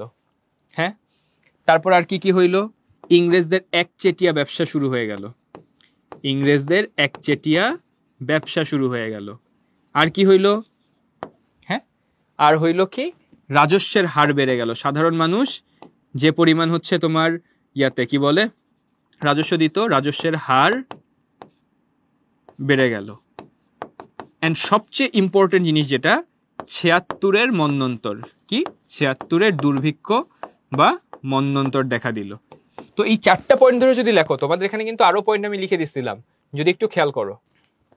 দেখো, আইন শৃঙ্খলার অবনতি হয়, আলিমদারি প্রথা, একচেটিয়া ব্যবসা, রাজস্ব বা হার বৃদ্ধি পায় এবং 76-এর মন্বন্তর দেখা দেয়। সেম এটা যদি লেখো যে আর্থসামাজিক ক্ষেত্রে উক্ত ঘটনাটা অর্থাৎ দ্বৈত শাসন ব্যবস্থার অনেকগুলা নেতিবাচক প্রভাব ছিল। কি কি নেতিবাচক প্রভাব ছিল আস্তে আস্তে বলা শুরু করো। এরপরে আইন শৃঙ্খলা অবনতি হয়, ব্রিটিশদের হাতে যেহেতু সব ক্ষমতা চলে যায়, নবাবরা আসলে কিছু কন্ট্রোল করতে পারতেছিল না স্থানীয়ভাবে, তাদের হাতে পাওয়ার ছিল না, মানুষ তাদের কথা শুনতেছিল না। একচেটিয়া ব্যবসা, ব্রিটিশরা সব ব্যবসা নিজেরা করতেছে, স্থানীয় যারা ব্যবসায়ী ছিল, বাংলার যারা স্থানীয় ব্যবসায়ী, তারা তো আর্থিকভাবে দুর্বল হয়ে পড়ে, ব্যবসায়ীরা টিকতে পারতেছিল না। সাধারণ মানুষ আগে যে পরিমাণ রাজস্ব দিত, প্রজাদের রাজস্বের হার বেড়ে গেল। অ্যান্ড ফাইনালি এমন বৈষম্য দেখা দিল, সাধারণ মানুষ না খেয়ে মারা যাওয়া শুরু করলো 1770 সালে, যেটাকে বাংলা সালের সাথে মিল রেখে বলি আমরা 76-এর মন্বন্তর। তাহলে আশা করি এই প্রশ্নটারও উত্তর লিখতে পারবা। এর মধ্যে দিয়ে আমাদের ফার্স্ট চ্যাপ্টার শেষ, আমরা সেকেন্ড চ্যাপ্টার শুরু করব। আমরা চলে যাই চ্যাপ্টারের ভেতরে কি কি আছে। এই চ্যাপ্টারে অনেক কিছু আছে, তো সবকিছু না, সবচেয়ে ইম্পর্টেন্ট জিনিসগুলো নিয়ে একটু আলোচনা করার চেষ্টা করি, যেখান থেকে কমন পাওয়ার সম্ভাবনা সর্বাধিক। প্রথমত, ইংরেজদের উপনিবেশিক শাসন ব্রিটিশ আমলে আসলে কি হইল। হ্যাঁ, এটা তো তোমাদের ডিরেক্ট শর্ট সিলেবাসে ফার্স্ট চ্যাপ্টারের পরে থার্ড চ্যাপ্টার। তো এইখানে 1858 সালের ঘটনাটা, অর্থাৎ সিপাহী বিদ্রোহের পরবর্তী সময়। জাস্ট ছোট্ট করে একটু বলে রাখি বোঝার জন্য, 1857 সালে যেটা হইল, একটা সিপাহী বিদ্রোহ হইল। সিপাহীদের মধ্যে দীর্ঘদিন ধরে একটা অসন্তোষ ছিল, হ্যাঁ, বৈষম্য ছিল তাদের, অ্যান্ড সিপাহীদেরকে হচ্ছে সুযোগ সুবিধা দেওয়া হইতো না, তাদের মনে একটা চাপা ক্ষোভ ছিল। অ্যান্ড ব্রিটিশদের সবচেয়ে বড় মানে নীতি ছিল ডিভাইড অ্যান্ড রুল নীতি। তার মানে তারা বিভাজন সৃষ্টি করত, কারণ মানুষের ভিতরে যদি ইউনিটি না থাকে তারা একত্রে প্রতিবাদ করতে পারে না। সো যেহেতু একটা বিভাজন সৃষ্টি করে রাখার চিন্তা ছিল, সিপাহী বিদ্রোহ সেটার একটা আউটকাম। হুট করে একটা গুজব ওঠে। গুজবটা কি? এর আগে তো সবসময় হিন্দু আর মুসলমানরা একটু পৃথক পৃথক থাকতো, এটা ব্রিটিশদেরই মানে একটা পলিসির মানে এটা রেজাল্ট ছিল। কিন্তু 1857 সালের দিকে একটা গুজব ওঠে যে ব্রিটিশ সেনাবাহিনীর কাছে একটা রাইফেল দেওয়া হয়েছে, রাইফেলটার নাম হচ্ছে এনফিল্ড রাইফেল। এই রাইফেলে যে কার্তুজে যে টোটা ভরতে হয়, এটা দাঁত দিয়ে কেটে ভরতে হয়। আর এটার ভিতরে লুব্রিকেন্ট হিসেবে বা পিচ্ছিলকারী পদার্থ হিসেবে শূকর আর গরুর চর্বি নাকি মিশানো থাকে। এই কথা শুনে, শূকরের চর্বির কথা শুনে হিন্দুরা ক্ষিপ্ত হয়ে যায়, মুসলমানরা ক্ষিপ্ত হয়ে যায়, আর গরুর চর্বির কথা শুনে হিন্দুরা ক্ষিপ্ত হয়ে যায়। ফলে হিন্দু মুসলমান আবার ইউনাইটেড হয়ে গেল এবং ব্রিটিশদের বিরুদ্ধে একটা সশস্ত্র প্রতিবাদে নেমে গেল। শুরুর দিকে ব্যাপক অ্যাডভান্টেজ ছিল, মনে হচ্ছিল এখনই ভারত স্বাধীন হয়ে যাবে, কিন্তু পরবর্তীতে ব্রিটিশরা কঠোর হস্তে এটা দমন করে। অ্যান্ড এত বড় আন্দোলনের পরবর্তীতে ব্রিটিশদের টনক নড়ে, ব্রিটিশ পার্লামেন্টে আলোচনা হয় এবং তারা মনে করে যে আসলে একটা কোম্পানি এরকম এত বড় একটা দেশ শাসন করতে পারে না, এখানে সরাসরি সরকারি হস্তক্ষেপ প্রয়োজন। এই জন্য 1858 সালে ব্রিটিশ পার্লামেন্টে পাশ হয় গভর্নমেন্ট অফ ইন্ডিয়া বা ভারত শাসন আইন পাশ হয়। সেই আইন অনুযায়ী ক্ষমতা ইস্ট ইন্ডিয়া কোম্পানির কাছ থেকে ব্রিটিশ গভর্নমেন্টের হাতে বা রানীর কাছে চলে যায়। এই কথাগুলোই বলা আছে। 1858 খ্রিস্টাব্দে ব্রিটেনের মহারানী ভিক্টোরিয়া এক ঘোষণাপত্রের মাধ্যমে ভারতবর্ষে কোম্পানি শাসনের অবসান ঘটান এবং গভর্নর জেনারেল লর্ড ক্যানিংকে প্রথম ভাইসরয় নিযুক্ত করেন। দেখো, ইস্ট ইন্ডিয়া কোম্পানি যখন কেবলমাত্র বাংলাকে শাসন করত, তখন তাদের যে প্রধান তাকে বলা হইতো গভর্নর। কি বলা হইতো? গভর্নর। যখন ইস্ট ইন্ডিয়া কোম্পানি কেবলমাত্র বাংলা না, পুরা ভারতবর্ষ শাসন করা শুরু করলো, তখন তাদের নাম হয়ে গেল গভর্নর জেনারেল। কি নাম হইল? Governor general. অ্যান্ড যখন কোম্পানি শাসন থেকে ব্রিটিশ সরকারের কাছে চলে গেল, তখন তাদের যে প্রধান, তখন তাদেরকে বলা শুরু হইল ভাইসরয়। তার মানে 1858 আগ পর্যন্ত ব্রিটিশদের প্রধান মানে ইস্ট ইন্ডিয়া কোম্পানির প্রধান আমাদেরকে শাসন করতো, এদেরকে গভর্নর জেনারেল বলতো। কিন্তু যেহেতু ব্রিটিশ গভর্নমেন্ট শাসন শুরু করলো, তাই এখন ভাইসরয় বলা হবে। লর্ড ক্যানিংকে প্রথম ভাইসরয় নিযুক্ত করেন। এই ঘোষণার মাধ্যমে কোম্পানি শাসন বিলুপ্ত হয়ে যায়। ভারতের শাসন ব্যবস্থায় তিনি সরাসরি নিজ হাতে গ্রহণ করেন কে? ব্রিটেনের মহারানী ভিক্টোরিয়া। ভিক্টোরিয়া উক্ত ঘোষণা আলোকে লর্ড ক্যানিং কে ভাইসরয় নিযুক্ত হয়েই উদার ও শান্তির নীতি অনুসরণ করে ভারতের জনসাধারণের ক্ষোভ প্রশমনের চেষ্টা করেন বা কমায় নিয়ে আসার চেষ্টা করেন। পাশাপাশি আইন, সামরিক, রাজস্ব ও শিক্ষা ক্ষেত্রে সংস্কারমূলক কাজে হাত দেন। ফলে ধীরে ধীরে ভারতবাসী ব্রিটিশ সরকারের প্রতি সহযোগিতার হাত সম্প্রসারিত করে এবং অতি অল্প সময়েই ভারতবর্ষে শান্তি শৃঙ্খলা ফিরে আসে। দেখি আসলে কিভাবে হয়েছে। বিভিন্ন নবজাগরণ ও সংস্কার কার্যক্রমের মাধ্যমে।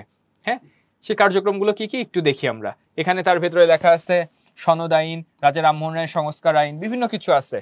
ইম্পর্টেন্ট জিনিসটা দেখি, রাজা রামমোহন রায় এবং ঈশ্বরচন্দ্র বিদ্যাসাগর দুইজনই সমাজ সংস্কারক ছিলেন। রাজা রামমোহন রায়ের প্রচেষ্টায় তখন বাতিল করা হয় সতীদাহ প্রথা। কি বাতিল করা হয়? সতীদাহ প্রথা। সতীদাহ প্রথা এটা কি জিনিস? সতীদাহ মানে, সতী মানে স্ত্রী, দাহ মানে পোড়ানো। স্বামী মারা গেলে স্ত্রীকেও আগুনে পুড়িয়ে মেরে ফেলতে হবে, এটা হিন্দু ধর্মের একটা গ্রুপ এটা ফলো করত। তো এটা তো একটা কুসংস্কার ছিল এবং একটা মানবতা বিরোধী একটা কাজ ছিল। এটাকে কিভাবে বন্ধ করা যায়, এটার জন্য জনমত গড়ে তুলেছিলেন হচ্ছে রাজা রামমোহন রায়। এবং সেই সাথে ইংরেজ লর্ডদেরকে প্রেসারও দিয়েছেন। কিন্তু আইন প্রণয়ন করার ক্ষমতা তো তার হাতে নাই। এই আইনটা প্রণয়ন করেছিলেন কে? Lord William Bentinck. কে করেছিলেন? Lord William Bentinck. হ্যাঁ, সো রাজা রামমোহন রায়ের প্রচেষ্টায় 1829 সালে সতীদাহ প্রথা বাতিল করেন। এটা করেন হচ্ছে লর্ড উইলিয়াম বেন্টিং। পরবর্তীতে 1856 সালে ঈশ্বরচন্দ্র বিদ্যাসাগরের প্রচেষ্টায় একইভাবে বিধবা বিবাহ চালু করা হয়। যে একটা সাইডের মানুষ সতীদাহ প্রথায় বিশ্বাস করতো, একটা মানুষ বিশ্বাস করতো আচ্ছা স্বামী মারা গেছে, ওই মেয়ে আর কোনোদিন বিয়ে করতে পারবে না। এই সিস্টেমটা চালু হইল রাজা রামমোহন রায়ের হাত ধরে। এইটা চালু করার সময় ক্ষমতায় ছিলেন লর্ড ডালহৌসি। তো তিনি সংস্কারমূলক কাজ করেছেন, জনমত গড়ে তুলেছেন, কিন্তু আইন পাশ করেছিলেন কে? লর্ড ডালহৌসি। স্যার সৈয়দ আহমেদ খান, ওই যে সিপাহী বিদ্রোহের কথা বললাম, সিপাহী বিদ্রোহের পরবর্তীতে যেহেতু সিপাহী বিদ্রোহ আসলে একটা সম্মিলিত বিদ্রোহ ছিল, এখানে হিন্দু মুসলিম সবাই কিন্তু অংশগ্রহণ করেছে। বাট ইংরেজদের মনে একটা ধারণা ছিল এই বিদ্রোহের পেছনে আসলে মুসলমানরাই সবচেয়ে বেশি পরিমাণে দায়ী। এই জন্য 57 সাল পরবর্তী সময়ে দেখা গেল হিন্দুরা ইংরেজদের আনুগত্য পাওয়া শুরু করলো, কিন্তু মুসলমানরা সব দিক থেকে পিছিয়ে যাওয়া শুরু করলো, বৈষম্যের শিকার হওয়া শুরু করলো। তখন সৈয়দ আহমেদ খান তার আলীগড় আন্দোলনের কথা শুরু করলেন। এই আন্দোলনটা কোনো সশস্ত্র আন্দোলন না, প্রতিবাদ না, এটা একটা চিন্তাধারার পরিবর্তন, একটা সমাজ সংস্কারমূলক কাজ। তিনি মনে করতেন যে বর্তমান আমাদের যে অবস্থা, মানে মুসলমানরা যে ক্রমাগত পিছায় যাচ্ছি, এর পেছনে সবচেয়ে বড় কারণ আমাদের ইংরেজদের সাথে ভালো সম্পর্ক নাই, ইংরেজদের সাথে আমাদের দূরত্ব বাড়তেছে, আমাদের ইংরেজি শিক্ষার অভাব আছে। আমরা যদি ইংরেজদেরকে এত দূরে ঠেলে দেই, আমাদের নিজেদেরই বিপদ, আমরা জীবনেও আমাদের উন্নতি হবে না, স্বাধীনতা তো পরের কথা। তো তিনি এই মুসলমান যুব সমাজকে ইংরেজি শিক্ষায় দীক্ষিত হওয়া এবং ইংরেজদের আনুগত্যে নিয়ে যাওয়ার জন্য যে মুভমেন্টটা চালু করলেন, সেটাই হচ্ছে আলীগড় আন্দোলন। এখানে কি বলছে, দিল্লির এক সম্ভ্রান্ত পরিবারে 1817 সালে সৈয়দ আহমেদ খানের জন্ম হয়। তিনি 1888 সালে তার কাজের স্বীকৃতির জন্য তাকে নাইট উপাধি দেওয়া হয় ব্রিটিশ সরকারের পক্ষ থেকে। মুসলমানদের পুনরুদ্ধার ও তাদের পুনর্জাগরণের জন্য তিনি উত্তর ভারতে আলীগড় কেন্দ্রিক যে আন্দোলন শুরু করেন, তা আলীগড় আন্দোলন নামে পরিচিত। তিনি পাশ্চাত্যের ভাবাদর্শ শিক্ষা ব্যবস্থা নিজ চোখে দেখার জন্য বিলাত ভ্রমণ করেন এবং দেশে ফিরে এসে তাহজিবুল আখলাক নামে একটি পত্রিকা প্রকাশ করেন। এভাবে তিনি মুসলমানদের নৈতিকতা ও আচার ব্যবস্থার উন্নতি এবং তাদের মধ্যকার কূপমণ্ডুকতা ও কুসংস্কার দূর করার চেষ্টা করেন। বেনারসে ভারতীয় মুসলমানদের শিক্ষা উন্নয়ন সমিতি নামে একটি সংস্থা গঠন করেন। 1875 সালে আলীগড়ে মোহামেডান অ্যাংলো ওরিয়েন্টাল স্কুল প্রতিষ্ঠা করেন তিনি। আলীগড় আন্দোলনের উদ্দেশ্য কি কি ছিল সংক্ষেপে যদি দেখি, ব্রিটিশ সরকারের প্রতি অনুগত হওয়া, মুসলমানদের মধ্যে পাশ্চাত্য জ্ঞান বিজ্ঞানের প্রসার ঘটানো, মুসলমানদের জাতীয় চেতনায় উদ্বুদ্ধ করা, বিশ্ব সভ্যতায় মুসলমানদের তাদের অবদান সম্পর্কে সচেতন করা, মুসলমানদের মধ্যে রাজনৈতিক চেতনা বৃদ্ধি করা। হিন্দু মুসলিমের মধ্যে যে বৈষম্য ছিল, সেই বৈষম্য কমায় আনার জন্য এবং নিজেদের আত্ম উন্নয়নের জন্য এর বাইরে আর কোনো রাস্তা নাই, এটা মনে করতেন সৈয়দ আহমেদ খান। এবং সেই অনুযায়ী তার আলীগড় আন্দোলনটা এই কারণে শুরু হয়। পরের দিকে যদি চলে যাই, মাঝখানে অনেক ঘটনা আছে, বাট ইম্পর্টেন্ট এখান থেকে দুইটা জিনিস, লখনৌ চুক্তি এবং পরবর্তীতে নেহেরু রিপোর্ট সম্পর্কে আমরা একটু জানবো। লখনৌ চুক্তি, যে তার আগে তো রাজনৈতিক দল গঠিত হয়ে গেছে ভারতবর্ষে। প্রথম যে রাজনৈতিক দলটা গড়ে ওঠে সেটা হচ্ছে সর্বভারতীয় কংগ্রেস। অ্যালান অক্টোভিয়ান হিউম এবং উমেশচন্দ্র বন্দ্যোপাধ্যায় তাদের হাত ধরে ভারতের সর্বস্তরের মানুষের জন্য যে রাজনৈতিক দলটা গড়ে উঠলো সেটা হচ্ছে সর্বভারতীয় কংগ্রেস। কিন্তু পরবর্তীতে দেখা গেল এই কংগ্রেস হিন্দুদের নিয়ে রাজনীতি করতেছে, অ্যান্ড এইখানে মুসলমানদের অংশগ্রহণ নাই, মুসলমানরা রাজনৈতিকভাবে পিছায় পড়া শুরু করছে। এবং পরবর্তীতে মুসলমানদের জন্য আলাদা রাজনৈতিক দল গড়ে ওঠে, সেটা হচ্ছে মুসলিম লীগ। হ্যাঁ, মুসলিম লীগ এবং তোমার কংগ্রেস গড়ে উঠলো দুইটাই। কংগ্রেস তারপরে হয়ে গেল যে হিন্দুদের স্বার্থ রক্ষার জন্য রাজনৈতিক দল, আর মুসলমানদের স্বার্থ রক্ষার জন্য রাজনৈতিক দল হয়ে গেল মুসলিম লীগ। এই দুইটা লীগের ভেতরে আবার কি হয়েছে, তোমার দূরত্ব বাড়া শুরু করছে। দূরত্ব বাড়লে তো হবে না, আমাদের কমন এনিমি হচ্ছে ব্রিটিশরা। ব্রিটিশদেরকে যদি এই উপমহাদেশ থেকে বিতাড়িত করতে হয়, কংগ্রেস আর মুসলিম লীগকে একই কাতারে আসতে হবে, একই ভাবাদর্শে বিশ্বাস করতে হবে। সেই লক্ষ্যেই যে চুক্তি স্বাক্ষর করা হয় সেটা হচ্ছে লখনৌ চুক্তি। ভারতে মুসলমানদের রাজনীতিতে ইংরেজদের বিরুদ্ধে ক্রমবর্ধমান ক্ষোভ ও অসন্তোষ গভীর প্রভাব ফেলে। অভিজাত রক্ষণশীল ব্রিটিশ অনুগত নেতাদের বদলে 1912 সালের পর থেকে পাশ্চাত্য শিক্ষায় শিক্ষিত মুসলিম লীগের তরুণ সদস্যগণের দলের মধ্যে সক্রিয় হয়ে ওঠে। এ সময় কট্টর কংগ্রেসি মোহাম্মদ আলী জিন্না মুসলিম লীগে যোগদান করেন। 1913 সালের মার্চে মুসলিম লীগের লখনৌ অধিবেশনে দলের নতুন গঠনতন্ত্র প্রণীত হয়। এতে বলা হয়, জাতীয় ঐক্য গড়ে তোলা, বিভিন্ন সম্প্রদায়ের মধ্যে সহযোগিতা বৃদ্ধি, স্বরাজ অর্জনই হচ্ছে মুসলিম লীগের অন্যতম উদ্দেশ্য, যা ভারতের হিন্দু ও মুসলমানদের মধ্যে সম্প্রীতি ও সদ্ভাব সৃষ্টির অনুকূল পরিবেশ তৈরি করে। পরবর্তীতে 1916 খ্রিস্টাব্দে ডিসেম্বর মাসে কংগ্রেস এবং মুসলিম লীগ এদের বার্ষিক সম্মেলন লখনৌ শহরে অনুষ্ঠান করার সিদ্ধান্ত নেয়। এ সময় উভয় সম্প্রদায়ের ভারতের শাসনতান্ত্রিক সংস্কার নীতির প্রশ্নে একটা সমঝোতায় আসে। এটাই ঐতিহাসিক লখনৌ চুক্তি। এভাবে পড়লে কঠিন লাগে, কিন্তু গল্পের মতো করে যদি শোনো, সহজ কথা। ভারতে হিন্দুদের জন্য রাজনৈতিক দল ছিল কংগ্রেস, মুসলমানদের জন্য ছিল মুসলিম লীগ। তো দুইটা দলের মধ্যে বিভাজন ছিল, কিন্তু ব্রিটিশদেরকে বিতাড়িত করার প্রশ্নে দুইটা দলেরই অবস্থান এক। কিন্তু দুইটা দল যদি আলাদা আলাদা থাকে, তাহলে তো আর ব্রিটিশদের বিরুদ্ধে একসাথে দাঁড়াইতে পারবে না। এই জন্য আস্তে আস্তে পাশ্চাত্য ভাবাদর্শ সম্পন্ন মানুষ যখন মুসলিম লীগে বাড়া শুরু করলো, তারা এই চেতনা ফিল করলো যে না, আসলে আমাদের আরো লিবারাল হইতে হবে, এখানে উদার হইতে হবে। ধর্মে ধর্মে ভেদাভেদ করে আমরা যদি নিজেদের মধ্যে বিভাজন সৃষ্টি করি তাহলে হবে না। অ্যান্ড ফাইনালি 1916 সালে লখনৌ শহরে কংগ্রেস এবং মুসলিম লীগের ভেতরে একটা অধিবেশন বসলো, যেই অধিবেশনের উদ্দেশ্য ছিল হিন্দু এবং মুসলমানদের রাজনীতিকে একীভূত করা, কংগ্রেস এবং মুসলিম লীগের ভেতরে একটা সৌহার্দ্যপূর্ণ সম্পর্ক গড়ে তোলা, যেটাই ঐতিহাসিক লখনৌ চুক্তি নামে পরিচিত। নেহেরু রিপোর্ট থেকে এখানে স্পেসিফিক কিছু কথা লেখা আছে। দেখো 1928 সালে এই কমিটি যে রিপোর্ট পেশ করে তা ইতিহাসে নেহেরু রিপোর্ট নামে পরিচিত। নেহেরু রিপোর্টের প্রধান বৈশিষ্ট্য কি? ভারতীয়দের পক্ষ থেকে কয়েকটা দাবি চূড়ান্ত করা হয় ব্রিটিশদের উদ্দেশ্যে। এই রিপোর্ট পর্যবেক্ষণ করলে কয়েকটা বৈশিষ্ট্য পাওয়া যায়। দেখো, ভারতের সংবিধানের মূলনীতি কি হবে সেটা জানা যায় নেহেরু রিপোর্টে। ঠিক আছে, একটা ছিল স্বাধীনতা বা পূর্ণ স্বরাজ।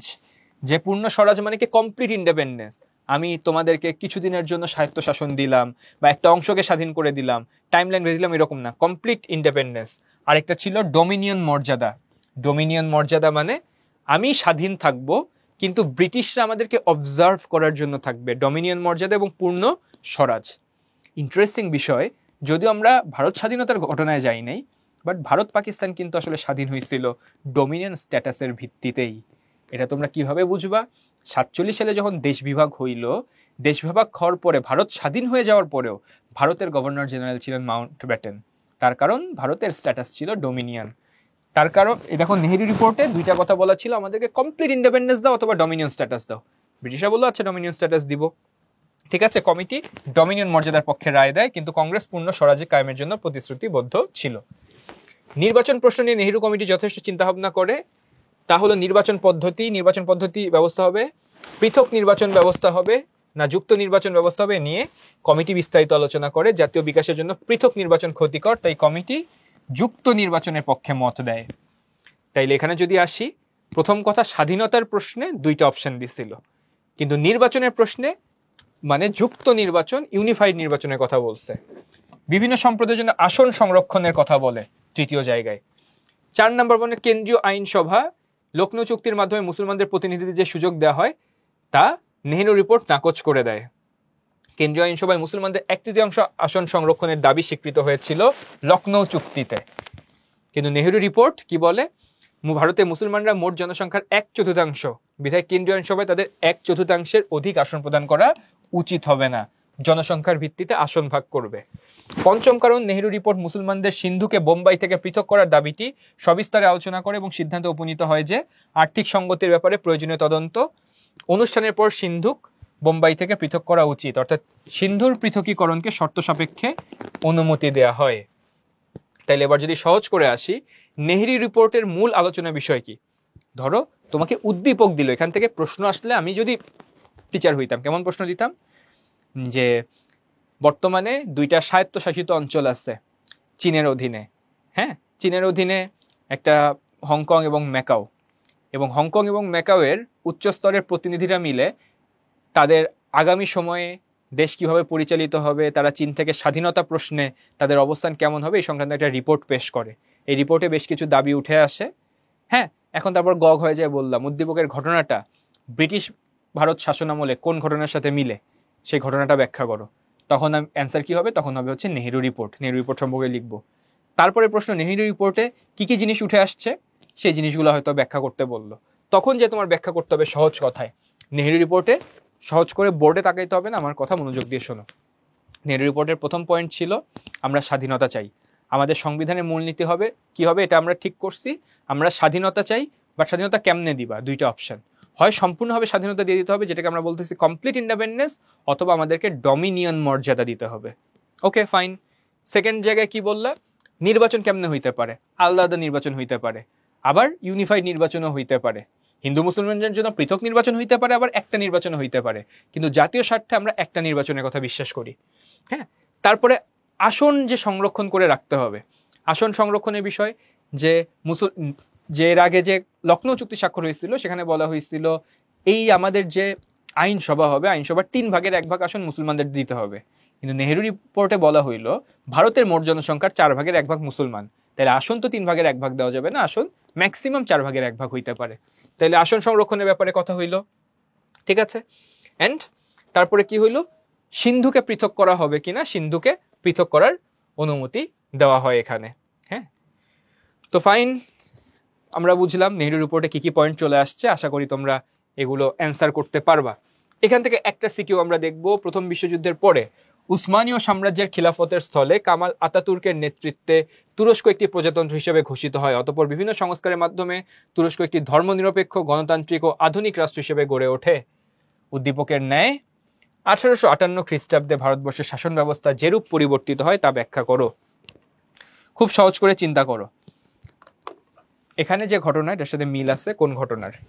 1857 সালের সেপোয় মিউটিনি বা সিপাহী বিদ্রোহ।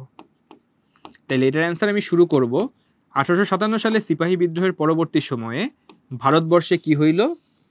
ইস্ট ইন্ডিয়া কোম্পানি শাসনের অবসান ঘটে এবং ব্রিটিশ গভর্নমেন্ট বা ব্রিটিশ সরকারের শাসন শুরু হয়। সেটা কিভাবে? সেটা গভর্নমেন্ট অফ ইন্ডিয়া অ্যাক্ট বা ভারত শাসন আইন পাশ হইল ব্রিটিশ পার্লামেন্টে 1858 সালে। এটার পরবর্তীতে কি হইল?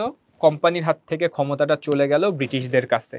এতদিন পর্যন্ত শাসন করতো ইস্ট ইন্ডিয়া কোম্পানি, এখন শাসন করবে ব্রিটিশ রানী এবং ব্রিটিশ গভর্নমেন্ট। এতদিন পর্যন্ত এই ভারতবর্ষ দেখভালের দায়িত্ব ছিল একজন গভর্নর জেনারেলের, এখন এটার দায়িত্ব হবে একজন ভাইসরয়ের। শুধু তাই না, যে ভারতের সর্বোচ্চ এবং চূড়ান্ত ক্ষমতার অধিকারী হবেন কে?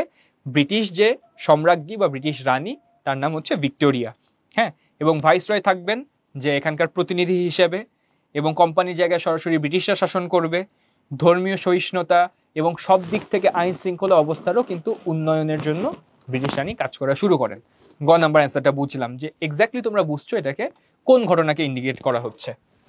ঘ নাম্বার যে চলে যায়, শাসন ব্যবস্থার পরিবর্তনের ফলে ব্রিটেনের মহারানী ভিক্টোরিয়া কিভাবে ভারত সম্রাজ্ঞী হন তা বিশ্লেষণ করো। ভারত সম্রাজ্ঞী কিভাবে হইল? প্রথম কথা, কোম্পানির হাত থেকে যখন পাওয়ার ট্রানজিশন হইল, ব্রিটিশদের প্রধান, ব্রিটিশ তো একটা রাজতন্ত্র ফলো করা দেশ, ব্রিটিশদের প্রধান সবসময় রাজ পরিবার থেকে থাকে। বর্তমানে যেমন প্রধান একজন রাজা চার্লস, তখন প্রধান ছিলেন হচ্ছে রানী ভিক্টোরিয়া। রানী ভিক্টোরিয়া তখন কি বলে ক্ষমতায় আসলেন, এবং ক্ষমতায় আসার পরবর্তীতে তিনি কি করলো? পুরো মানে ভারতবর্ষে যারা আছে তাদেরকে তার অনুগত বানানো শুরু করলো। হ্যাঁ, ব্রিটিশ সাম্রাজ্যের একতা এবং তাদেরকে ইউনিফাইড করার জন্য কাজ করা তিনি শুরু করলেন। এবং ভারতীয় যেসব রাজা ছিলেন সেই সব রাজাকে বলা শুরু হইল তিনি হচ্ছে মহারানীর প্রজা। আস্তে আস্তে তারপরে ইন্ডিয়া গেট নির্মাণ করা হইল। হ্যাঁ, গেটওয়ে টু ইন্ডিয়া নির্মাণ করা হইল মুম্বাই ওইদিকে, ব্রিটিশ রানীকে অভ্যর্থনা জানানোর জন্য। অ্যান্ড পুরা দেশের ভিতরে উন্নয়নমূলক কার্যক্রম শুরু হয়ে গেল, সব জায়গায় ব্রিটিশ রানীর নাম দেওয়া হইল, ব্রিটিশ রানীর সৌজন্যে বা ব্রিটিশ রানীর উদ্যোগে এই কাজটা করা হয়েছে। একদম পুরো দেশব্যাপী এরকম পিআর কর্মসূচি করা হইল। আস্তে আস্তে একজন ব্রিটিশ রানী সর্বভারতের রানীতে পরিণত হইলেন। তাহলে সহজ কথায় এইটার অ্যান্সারটা একদম শুরু থেকে আসবে, যে দীর্ঘদিন ধরে হিন্দু রাজা, বৌদ্ধ রাজা এবং ফাইনালি মুসলমান রাজা এবং সুলতানি শাসনের পরবর্তীতে এই উপমহাদেশের ক্ষমতা একসময় মুঘল শাসন, পরবর্তী নবাবদের হাত থেকে চলে যায় ব্রিটিশদের কাছে। তখন আমাদেরকে শাসন করত ব্রিটিশ লর্ডরা, গভর্নর জেনারেলরা আমাদেরকে শাসন করত। কিন্তু সিপাহী বিদ্রোহ পরবর্তী সময়ে 1858 সালে ক্ষমতা চলে যায় ব্রিটিশ রাজ পরিবারের কাছে, ব্রিটিশ সরকারের কাছে। তখন রাজ পরিবারের প্রধান হিসেবে রানী ভিক্টোরিয়া তিনি সর্বক্ষমতার অধিকারী হয়ে যান ভারতের। কোন আইনের মাধ্যমে? গভর্নমেন্ট অফ ইন্ডিয়া অ্যাক্ট বা ভারত শাসন আইনের মাধ্যমে সর্বক্ষমতার অধিকারী, এবং তিনি পুরা ভারতবাসীকে অনুগত করার প্রয়াস শুরু করেন। ভারতের যত স্থানীয় জমিদার আছে, রাজা আছে, তাদের পরিচয় দেওয়া শুরু হয় মহারানীর প্রজা হিসেবে। এবং তিনি উন্নয়নমূলক কাজ, মানুষের ভেতরে বৈষম্য দূর করা, জ্ঞান বিজ্ঞানের জন্য স্কুল কলেজ বিশ্ববিদ্যালয় নির্মাণ করা, উন্নয়নের জন্য রেলপথ থেকে শুরু করে বিভিন্ন সংস্কার কর্মসূচি সবকিছু করার মাধ্যমে মানুষের মনে আস্থা গড়ে তুললেন। এবং আস্তে আস্তে তিনি ব্রিটেনের রানী থেকে ভারতবর্ষের সম্রাজ্ঞীতে পরিণত হইলেন। অ্যান্সার করতে পারলাম? ওকে, ডান। এর মধ্যে দিয়ে আমাদের 3 নম্বর চ্যাপ্টার শেষ। আমরা পরবর্তীতে এখন যাব অধ্যায় 4-এ, পাকিস্তান আমলে বাংলা, ভাষা আন্দোলন ও এর গতি প্রকৃতি। এই অধ্যায় নিয়ে তোমরা কম বেশি সবাই জানো, ছোটবেলা থেকে অনেক পড়ে এসেছো। আমি তারপরও কিছু জিনিস তোমাদেরকে একটু হাইলাইট করে দিতে চাই বা একটু মনে করাই দিতে চাই। তাহলে কথা না বাড়ায় সরাসরি চলে যাই। প্রথমে চলে আসতেছে ভাষা আন্দোলনের প্রেক্ষাপট। ভাষা আন্দোলনের প্রেক্ষাপট কারণ কি? 1947 সালের 14 আগস্ট পাকিস্তান স্বাধীন হয়ে যায়, অ্যান্ড আমরা পাকিস্তানের একটা পার্ট হয়ে যাই, পূর্ব পাকিস্তান, আর ওইদিকে ছিল পশ্চিম পাকিস্তান, আর ভারত তো ওইদিকে স্বাধীন হয়ে যায়। তো আমরা পূর্ব পাকিস্তান এবং পশ্চিম পাকিস্তান দুইটা মিলে একটা দেশ, কিন্তু মানে যারা নেতৃবৃন্দ বা ক্ষমতার কেন্দ্রবিন্দুতে যারা, তারা পশ্চিম পাকিস্তানের মানুষ। এই জন্য পূর্ব পাকিস্তানের মানুষের চাওয়া পাওয়া, তাদের অধিকার, সেটা অবহেলিতই থেকে যাচ্ছিল এবং ওভারলুক হয়ে যাচ্ছিল বারবার। তার ভেতরে সবচেয়ে ইম্পর্টেন্ট জিনিস ছিল ভাষার যে দাবিটা। অর্ধেকের বেশি পরিমাণের মানুষ, পুরা পাকিস্তানের যে জনসংখ্যা তার অর্ধেকের বেশি মানুষ কথা বলে বাংলা ভাষায়, কিন্তু বাংলা কোনো অফিসিয়াল স্ট্যাটাস পাবে না। এতে অসুবিধা কি হবে? আমাদের সব কথাবার্তায় উর্দুতে বলতে হবে, ব্যক্তিগতভাবে যাই করি না কেন, পড়াশোনা হবে উর্দুতে, সরকারি কার্যক্রম হবে উর্দুতে, সবকিছু উর্দুতে হবে, একটা বিদেশি ভাষায় হবে, এরকম একটা দাবি চাপাই দেওয়া হচ্ছিল। এটার জন্য যে আমাদের যে আন্দোলনটা ছিল সেটাই ভাষা আন্দোলন, এটা তোমরা জানো। একদম স্পেসিফিক একাডেমিক ব্যাখ্যা আমরা কি লিখবো যদি প্রশ্ন আসে, চলো দেখে নেই। পাকিস্তান প্রতিষ্ঠার শুরু থেকেই ভাষা প্রশ্নে মতবিরোধ। 1947 সালে 18 জুলাই মুসলিম লীগ নেতারা ইংল্যান্ডে ঘোষণা করেন পাকিস্তানের রাষ্ট্রভাষা হবে উর্দু। হ্যাঁ, বাঙালি সংখ্যাগরিষ্ঠ হয়েও বঞ্চিত। মোট জনসংখ্যার 56.40% ছিল বাংলাভাষী, অথচ কেন্দ্রীয় সরকার বাংলা ভাষাকে স্বীকৃতি দিতে চায় নাই। উর্দুকে একমাত্র রাষ্ট্রভাষা করার পরিকল্পনা, জিন্নাহ ও খাজা নাজিমুদ্দিন নেতারা বাংলা বাদ দিয়ে উর্দুকে একমাত্র রাষ্ট্রভাষা করার পক্ষে অবস্থান নেন। 1948 সালে 23 ফেব্রুয়ারি ধীরেন্দ্রনাথ দত্ত পূর্ব পাকিস্তানের গণপরিষদে বাংলাকে অন্যতম রাষ্ট্রভাষা করার দাবি তোলেন। তাইলে বুঝতে পারতেছো আস্তে আস্তে যে যখন আমরা বুঝতেছিলাম পাকিস্তান চাপাই দিবে উর্দুকে, এর অনেকগুলো ধাপ ছিল। তার ভেতরে 47 সালে সেপ্টেম্বর মাসের কি বলে তোমার একটা সংগঠন গড়ে ওঠে যেটার নাম হচ্ছে তমুদ্দুন মজলিস। এর একটা বইও বের করে যেটার নাম ছিল পাকিস্তানের রাষ্ট্রভাষা কি, বাংলা নাকি উর্দু। হ্যাঁ, এবং পরবর্তীতে ধীরেন্দ্রনাথ দত্ত পাকিস্তানের যে গণপরিষদ জিনিসটা কি, যেখানে আইন পাশ করি আমরা সেটাকে কি বলি, পার্লামেন্ট বা সংসদ। যখন পার্লামেন্ট বা সংসদ গঠন হয় নাই, এখনো কেউ শপথ গ্রহণ করে নাই, সংবিধান নেওয়া হয় নাই, তখন জনপ্রতিনিধিরা যেখানে মিলে বৈঠক করে সিদ্ধান্ত নেয় সেটাকে জেনারেল অ্যাসেম্বলি বা গণপরিষদ বলে। সেই গণপরিষদে বাংলার কুমিল্লার একজন রাজনীতিবিদ ধীরেন্দ্রনাথ দত্ত যে বলছিলেন যে একমাত্র রাষ্ট্রভাষা তো দূরের কথা, তিনি মেইনলি আসলে বলছিল আমরা যে অফিসিয়াল কাজকর্ম করতেছি এই গণপরিষদে, এইটার একটা কার্যকরী ভাষা বাংলাকে করা যায় কিনা সেটাও নাকচ করে দেওয়া হয়। ওকে, প্রস্তাব প্রত্যাখ্যান করা হয় মুসলিম লীগ সরকারের পক্ষ থেকে। ছাত্র তমুদ্দুন মজলিস গঠিত হয় এবং ছাত্র সমাজের নেতৃত্বে ভাষা আন্দোলন সুশৃঙ্খল রূপ পায়। রাষ্ট্রভাষা বাংলা চাই দাবিতে 1948 সালের মার্চ মাসে ঢাকায় বিক্ষোভে পুলিশের গুলি ও দমন নীতি দেখা যায়। তাহলে ভাষা আন্দোলনের প্রেক্ষাপট কি, এই প্রশ্ন যদি আসে তাইলে তো ডেফিনেটলি তোমরা অ্যান্সার করতে পারবা না যে ভাষা আন্দোলনের প্রেক্ষাপট কি ছিল, যে পাকিস্তান বিভক্ত হওয়ার পরবর্তীতে পাকিস্তানের রাষ্ট্রভাষা কি হবে এই দাবিতে আসলে ভেদাভেদ দেখা যায়। পাকিস্তান জোর করে উর্দুকে একমাত্র রাষ্ট্রভাষা হিসেবে চাপাই দেওয়ার চেষ্টা করে, যদিও আমাদের পক্ষ থেকে বারবার বলা হচ্ছিল বাংলাকে অন্যতম রাষ্ট্রভাষা করা, কিন্তু পাকিস্তানিরা নাকচ করে দিচ্ছিল। এর প্রেক্ষিতে আস্তে আস্তে আন্দোলন সংগ্রাম গড়ে ওঠে, তমুদ্দুন মজলিস গঠিত হয়, ধীরেন্দ্রনাথ দত্ত গণপরিষদে আলোচনাটা তোলেন, ছাত্র সমাজ সংঘবদ্ধ হয়, ভাষার দাবিতে রাজপথে নামে, কিন্তু না, পাকিস্তান কথা শুনবে না। ওকে, তার পরবর্তীতে কি হয় আমরা একটু দেখি। ভাষা আন্দোলনের ঘটনা প্রবাহ। 1948 সালের 11 মার্চ রাষ্ট্রভাষা বাংলা চাই দাবিতে ধর্মঘট ও মিছিল হয়, পুলিশের হামলা ও ছাত্রদের গ্রেফতার করা হয়। আমরা তো এখন ভাষা দিবস বা আন্তর্জাতিক মাতৃভাষা দিবস পালন করি 21শে ফেব্রুয়ারি, কিন্তু 21শে ফেব্রুয়ারিকে মাতৃভাষা দিবস ঘোষণা আগ পর্যন্ত এই 11 মার্চকেই কিন্তু ভাষা দিবস হিসেবে পালন করা হইতো। মার্চ থেকে এপ্রিল ছাত্র জনতার চাপের মুখে জিন্না 24 মার্চ বলেন কি Urdu shall be the only state language of Pakistan, যা আন্দোলনকে আরো তীব্রতর করে।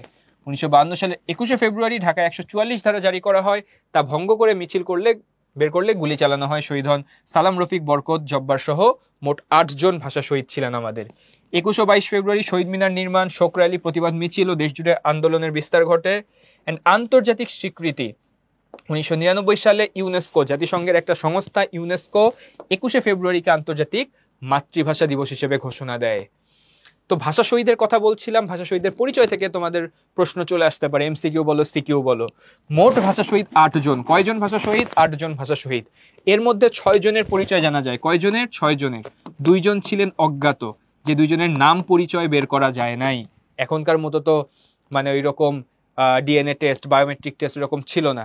অনেক মানুষই মানে কি বলে টিভি চ্যানেলও ছিল না, বা ফেসবুকে পোস্ট দিয়ে যে হারাই গেছে বা লাশ পাওয়া গেছে কার, এরকম সিস্টেম ছিল না। তো 2 জনের পরিচয় বের করা যায় নাই।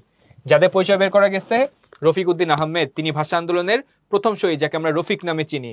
আব্দুল জব্বার, বরকত ঢাকা বিশ্ববিদ্যালয়ের স্টুডেন্ট ছিলেন। শফিউর রহমান, হ্যাঁ, প্রথম যে শহীদ মিনার নির্মাণ করা হয় সেটা কিন্তু উদ্বোধন করেছিলেন তার পিতা আব্দুল সালাম। এবং ওহিউল্লাহ, তিনি সর্বকনিষ্ঠ, সবচেয়ে কম বয়স ছিল, 8 থেকে 9 বছর বা 10 বছর বয়স ছিল হচ্ছে ওহিউল্লাহর।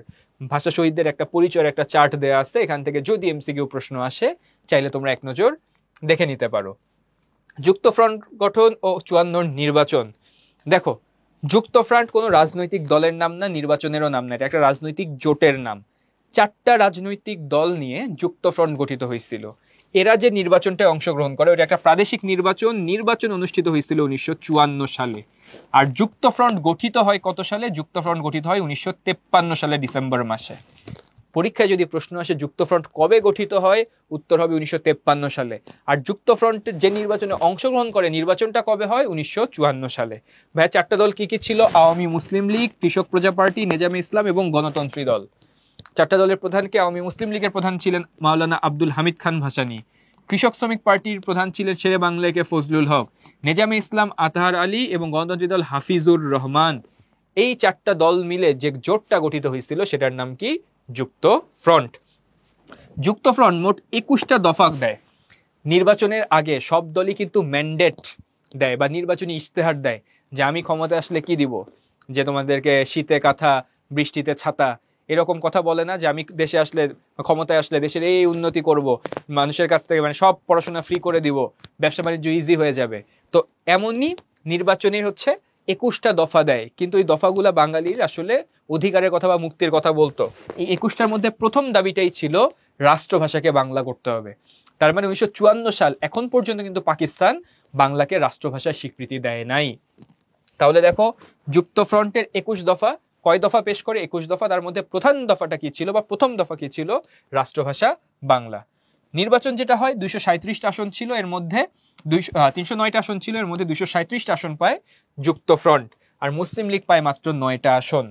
এটা পূর্ব পাকিস্তানে অনুষ্ঠিত হয় একটা প্রাদেশিক নির্বাচন ছিল, এন্ড এই নির্বাচনের ফলাফল আসলে পাকিস্তানকে দেখায় দেয় যে পাকিস্তানের মানুষের এখানে গ্রহণযোগ্যতা নাই।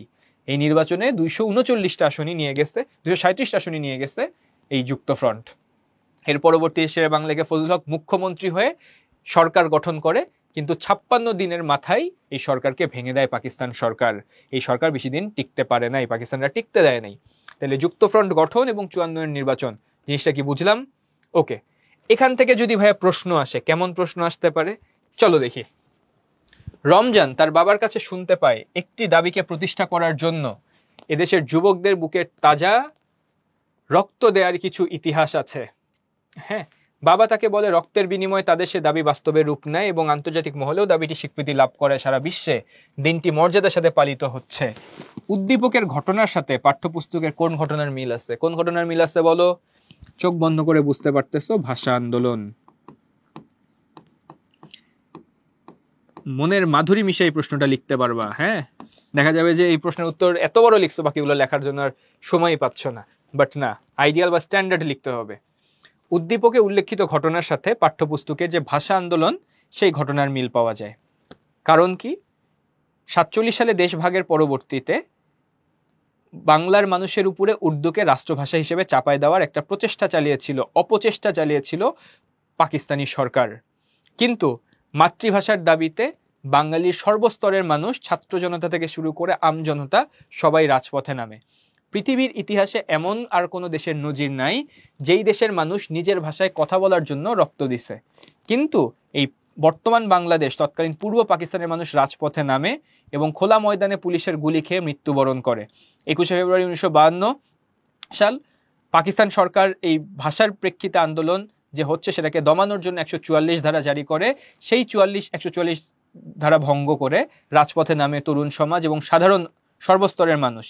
সেখানে গুলিবিদ্ধ হয়ে রফিক শফিক জব্বার সহ 8 জন ওই দিন নিহত হন এবং পুরা 47 থেকে 52 এবং ভাষা স্বীকৃতি না দেওয়া পর্যন্ত শত শত মানুষের মৃত্যুবরণ হয়।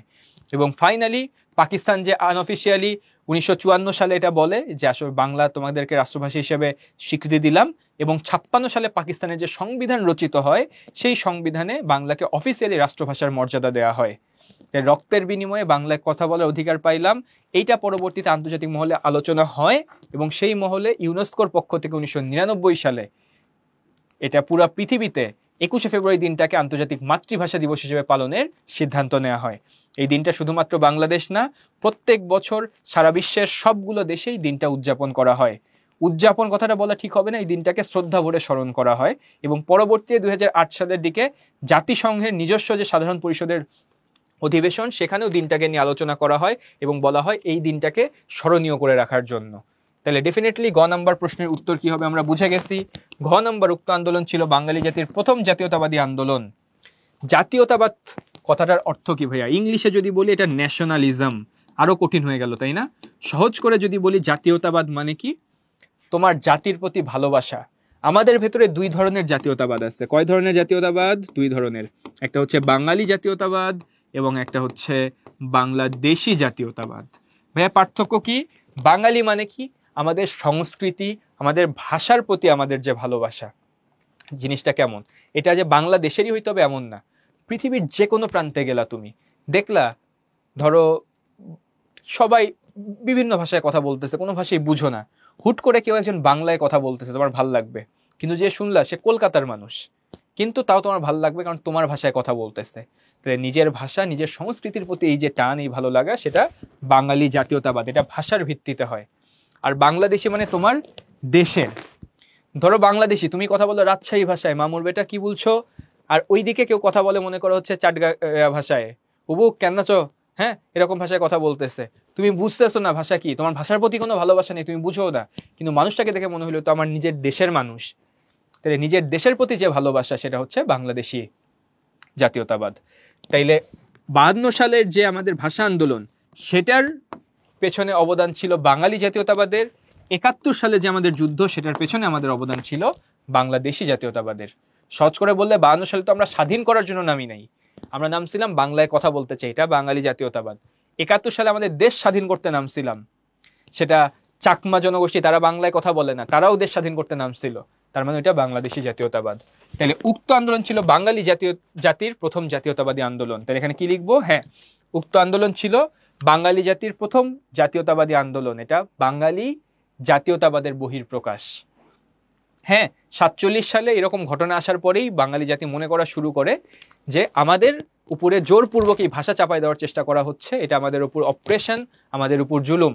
তখন মানুষের ভেতরে এই জাতীয়তাবাদের বা যে আত্মসত্তা, সেটা বিকশিত হয় এবং পরবর্তীতে সেই জাতীয়তাবাদীর ভিত্তিতেই ভাষা আন্দোলন হয়, ভাষা আন্দোলন সফলতা লাভ করে, যার রেখে যাওয়া পদাঙ্ক অনুসরণ করেই পরবর্তীতে বাংলাদেশি জাতীয়তাবাদের ভিত্তিতে 71 সালে মুক্তিযুদ্ধ সংঘটিত হয়।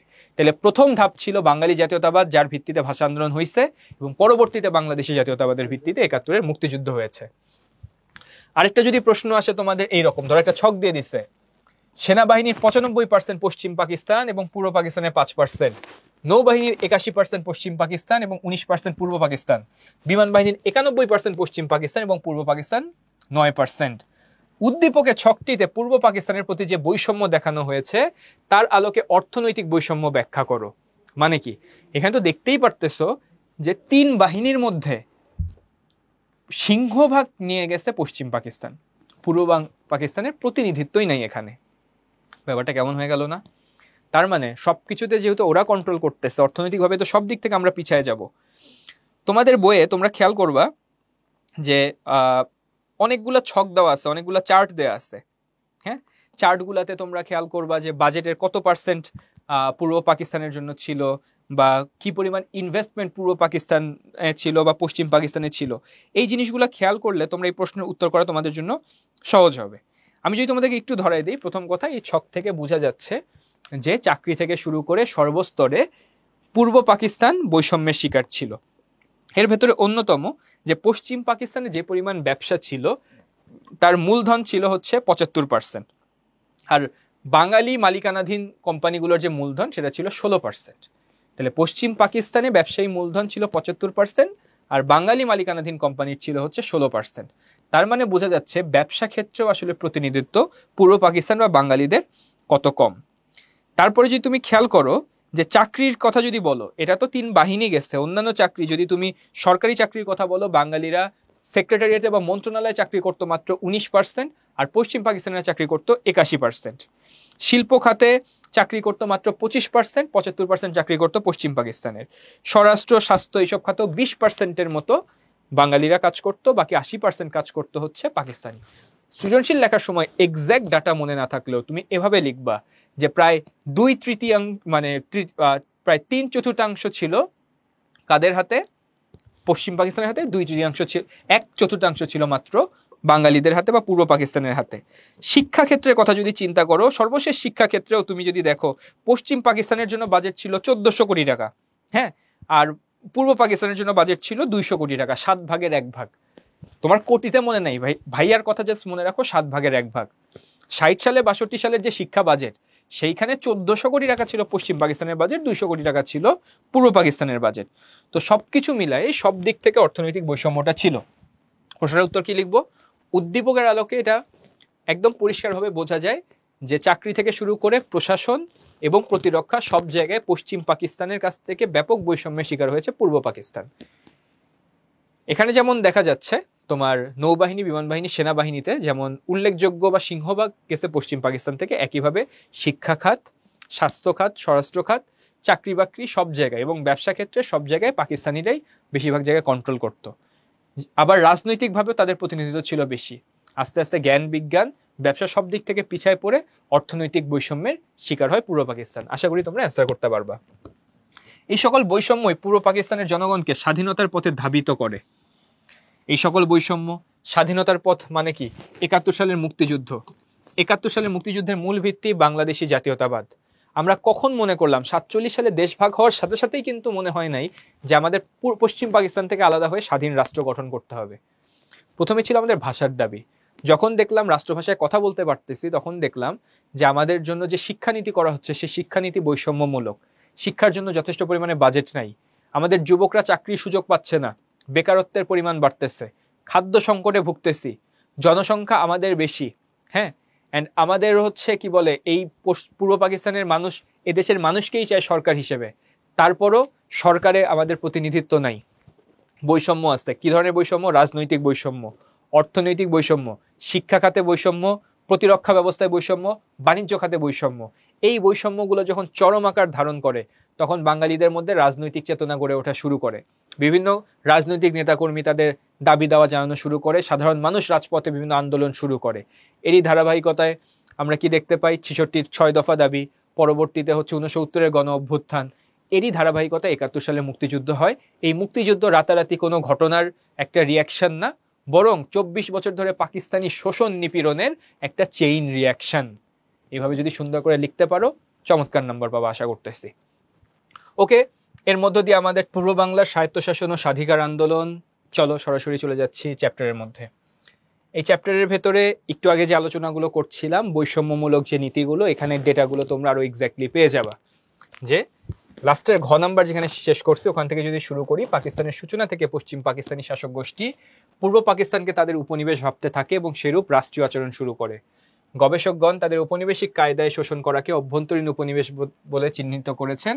এই শোষণ ও বৈষম্যের হাত থেকে নিম্নলিখিত ক্ষেত্রগুলো তারা পরিকল্পিতভাবে বৈষম্য নীতি গ্রহণ করে। যেমন দেখো, মূলধনের কথা যে বললাম, পশ্চিম পাকিস্তানে তোমার কোম্পানি ছিল 10টা, মূলধনের হার ছিল ৭৫%, বাঙালি মালিকানাধীন 2টা 16.6%, বিদেশি মালিকানাধীন 8.4%। জাস্ট পশ্চিম আর বাঙালিটা খেয়াল করো, এই চারটা পৈরো।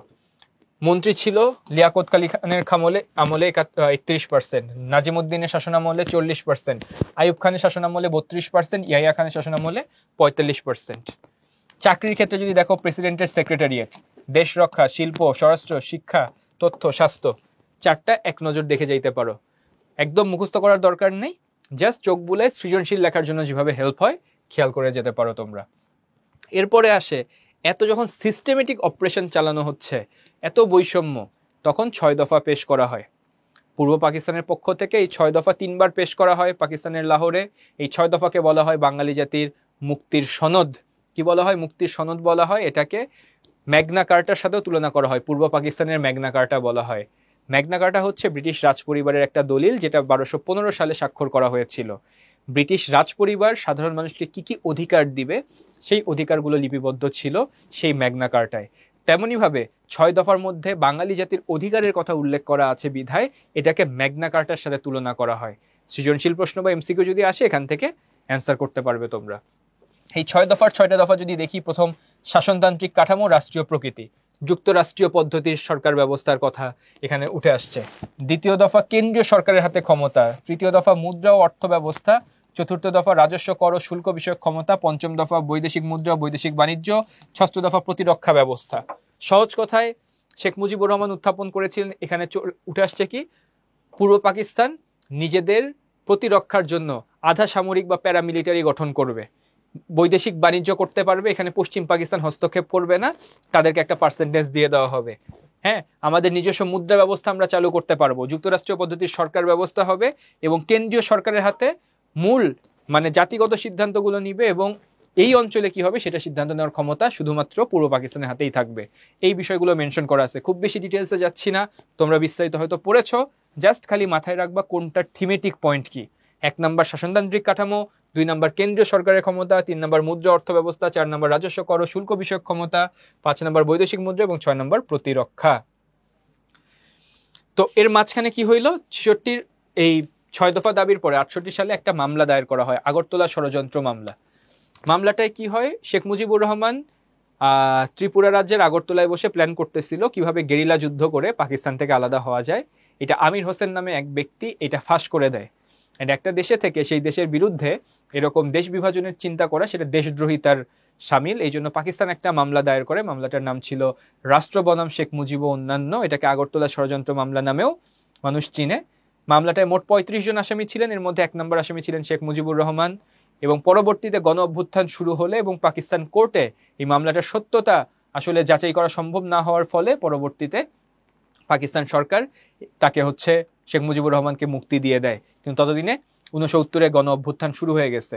গণ অভ্যুত্থান শুরু হয়, শেখ মুজিবের ওই 6 দফা দাবির সাথে আরো 5টা দাবি যুক্ত করে ছাত্র সমাজ, মোট 11টা দাবি পেশ করে এবং সর্বস্তরের সাধারণ মানুষ রাজপথে নামে, তাই এটাকে বলা হয় গণ অভ্যুত্থান। গণ অভ্যুত্থানের গুরুত্বপূর্ণ কিছু ঘটনা দেখি। 20 জানুয়ারি পুলিশের গুলিতে ঢাকা বিশ্ববিদ্যালয়ের ছাত্র আসাদুজ্জামান শহীদ হয়। 15 ফেব্রুয়ারি সার্জেন্ট জহুরুল হককে গুলি করে হত্যা করা হয়। এই সার্জেন্ট জহুরুল হক ছিলেন আগরতলা ষড়যন্ত্র মামলার একজন আসামি। বিচার চলাকালীন অবস্থার মাঝখানে ক্যান্টনমেন্টের মধ্যে তাকে গুলি করে হত্যা করা হয়। 18 ফেব্রুয়ারি অধ্যাপক ডক্টর শামসুজ্জোহাকে হত্যা করা হয়। ছাত্ররা 11 দফা পেশ করে, যেটা বলছিলাম 6 দফা ছিল, তার সাথে 5টা দফা যুক্ত করা হয়। 22 ফেব্রুয়ারি আইয়ুব খান শেখ মুজিবুর রহমানকে নিঃশর্ত মুক্তি দিতে বাধ্য হয়। 23 ফেব্রুয়ারি ছাত্র সংগ্রাম পরিষদের পক্ষ থেকে শেখ মুজিবকে সংবর্ধনা দেওয়া হয় এবং তাকে বঙ্গবন্ধু খেতাবে ভূষিত করা হয়। 25 মার্চ আইয়ুব খান ইয়াহিয়া খানের কাছে ক্ষমতা হস্তান্তর করে। 30 মার্চ আইনগত কাঠামো আদেশ জারি করা হয়। তাহলে বুঝতে পারতেছো, একটা আন্দোলন অনেক কিছুই চেঞ্জ করে দিচ্ছে। পরবর্তীতে 70 সালে যে নির্বাচন হয়েছে, সেই নির্বাচনের পেছনে একটা প্রেসার ফ্যাক্টর হিসেবে কাজ করছে এই 69-এর গণ অভ্যুত্থান। 70-এর নির্বাচন 70 সালের 7 ডিসেম্বর এবং 17 ডিসেম্বর 2টা নির্বাচন হয়। প্রথমে জাতীয় পরিষদ নির্বাচন হয় এবং পরবর্তীতে প্রাদেশিক নির্বাচন হয়। জাতীয় পরিষদ নির্বাচন মানে গোটা পাকিস্তানের মধ্যে যে নির্বাচন, আর প্রাদেশিক নির্বাচন মানে কেবলমাত্র পূর্ব পাকিস্তানের মধ্যে নির্বাচন। 2টা নির্বাচনেই আসন ছিল 300টা, 300 প্লাস 300। সংরক্ষিত আসন ছিল জাতীয় নির্বাচনে 13টা, প্রাদেশিক নির্বাচনে 10টা। আওয়ামী লীগ 2টা নির্বাচনেই জয়লাভ করে, 160টা আসন পায়, আর প্রাদেশিকের 13টার মধ্যে 7টা পায়, মোট হয় 167। আর ওইখানে পায় 288 আর 10-এ 10, তাহলে মোট 298টা আসন পায়। তাহলে জাতীয় এবং প্রাদেশিক 2টা নির্বাচনেই আওয়ামী লীগ জেতার ফলে পূর্ব পাকিস্তান থেকে আমাদের নিজেদের একটা সরকার গঠিত হবে, এটাই কথা ছিল। বাট পাকিস্তান সরকার আর ক্ষমতা হস্তান্তর করতে চায় না, গড়িমসি শুরু করে যে না, তারা বুঝে গেছে যে, চিন্তা করে দিন পর্যন্ত তাদের ভয় কি ছিল, পূর্ব পাকিস্তানের কাউকে পূর্ব পাকিস্তানি শাসন করতে দেয় না। এখন ফলাফলে দেখা গেছে 2 পাকিস্তান মিলে সবচেয়ে বেশি ভোট পাইছে এই দেশের রাজনৈতিক দল। তার মানে এখন পুরা পাকিস্তানকে শাসন করবে আওয়ামী লীগ। এটা কি আর পাকিস্তান হইতে দিবে? এটার জন্য তারা এই অধিবেশন ডিলে করতেছিল, ক্ষমতা হস্তান্তর করতেছিল না। এর ফলে ক্রমেই পরবর্তীতে মুক্তিযুদ্ধ শুরু হয়। তাহলে এই চ্যাপ্টার থেকে খুব বেশি কিছু নেই, এই কনসেপ্টগুলো ক্লিয়ার থাকলে এমনিতেই তোমরা লিখতে পারবা। আমরা যদি একটু সরাসরি আমাদের সিকিউয়ে চলে যাই, সিকিউয়ে যাওয়ার আগে অসহযোগ আন্দোলন এটা যুদ্ধ চলাকালীন ঘটনা, এটা এক নজর তোমরা পরবর্তীতে দেখে নিতে পারো। আমরা একটু সৃজনশীল প্রশ্নটা দেখি। সামরিক শাসক গণতান্ত্রিক শাসন ব্যবস্থা পুনঃপ্রতিষ্ঠার জন্য দেশের সাধারণ নির্বাচনের আয়োজন করেন। নির্বাচনে তার পছন্দের দলটি সংখ্যাগরিষ্ঠ আসনে জয়লাভ করতে ব্যর্থ হয়। অন্যদিকে অপর দলটি বিপুল ভোটে জয়লাভ করে প্রাদেশিক ও জাতীয় আইন পরিষদের নিরঙ্কুশ সংখ্যাগরিষ্ঠতা অর্জন করে। ভাইয়া, নিরঙ্কুশ মানে কি? নিরঙ্কুশ মানে এটা তোমাদেরকে বলে দেই। দেখো, 300টা আসনের মধ্যে ধরো এ দল পাইছে 120টা আসন, বি দল পাইছে 80টা আসন, সি 100টা আসন, সি দল পাইছে 80টা আসন। কে সরকার গঠন করবে? তুমি বলবা ভাইয়া এ সবচেয়ে বেশি ভোট পাইছে। না, সরকার গঠন করার জন্য অর্ধেকের বেশি ভোট পাইতে হয়, 50% প্লাস। একটা দলেরই 151টা পাইতে হবে, নাহলে সরকার গঠন করতে পারবে না। তাহলে এখন সরকার কে হবে? এ দল নেতৃত্ব দিবে তার সাথে যে কোনো একটা দলকে যুক্ত করতে হবে। সে চাইলে বি কে যুক্ত করতে পারে, সে চাইলে সি কে যুক্ত করতে পারে, যুক্ত করে কোয়ালিশন করে সরকার গঠন করতে হবে। কিন্তু যেই দল 150টার বেশি ভোট পাবে তখন সেটাকে বলা হয় নিরঙ্কুশ সংখ্যাগরিষ্ঠতা। ফলে উক্ত সামরিক শাসক নির্বাচিত জনপ্রতিনিধিদের কাছে নিয়মতান্ত্রিক উপায়ে ক্ষমতা হস্তান্তরে গড়িমসি শুরু করেন এবং বিভিন্ন ধরনের ষড়যন্ত্রের নীল নকশা করতে থাকেন। এক পর্যায়ে অধিকার বঞ্চিত হয়ে বিজয়ী দলের নেতা স্বাধীনতা ডাক দেন। উদ্দীপকে বর্ণিত নির্বাচনের সাথে তোমার পাঠ্য বইয়ে কোন নির্বাচনের মিল আছে? কোনো কনফিউশন নাই, উদ্দীপকের নির্বাচনের সাথে ৭০-এর নির্বাচনের মিল আছে। প্রথম লাইন, উদ্দীপকের ঘটনার সাথে 1970-এর নির্বাচনের মিল আছে। 1970 সালে 7 ডিসেম্বর ও 17 ডিসেম্বর যথাক্রমে জাতীয় পরিষদ ও প্রাদেশিক নির্বাচন অনুষ্ঠিত হয়। দুইটা নির্বাচনেই আওয়ামী লীগ নিরঙ্কুশ সংখ্যাগরিষ্ঠতা অর্জন করে, যথাক্রমে 167টা ও 298টা আসন পেয়ে।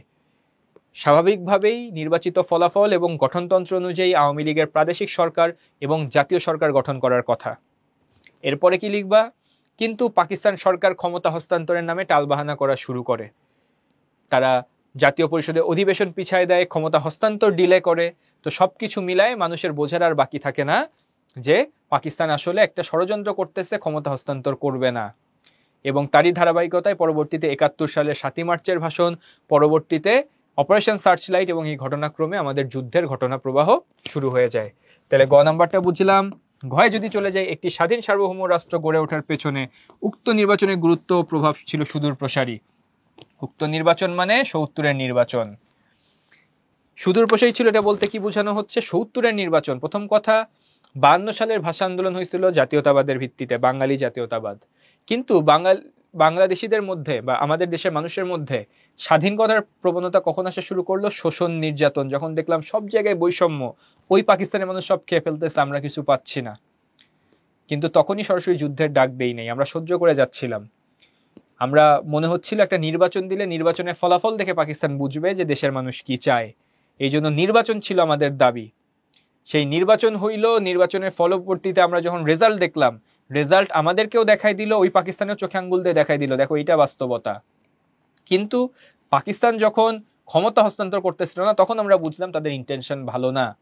এই জন্য আমাদের স্বাধীনতার পেছনে আমাদের যে শক্তি, আমাদের যে মোটিভেশন, এটা যোগাইছে কি আমাদের প্রতি হয়ে যাওয়া ইনজাস্টিস, অন্যায়, অবিচার যে হয়েছে, সেইটা 71 সালে মুক্তিযুদ্ধে আমাদের প্রেরণা যোগাইছে।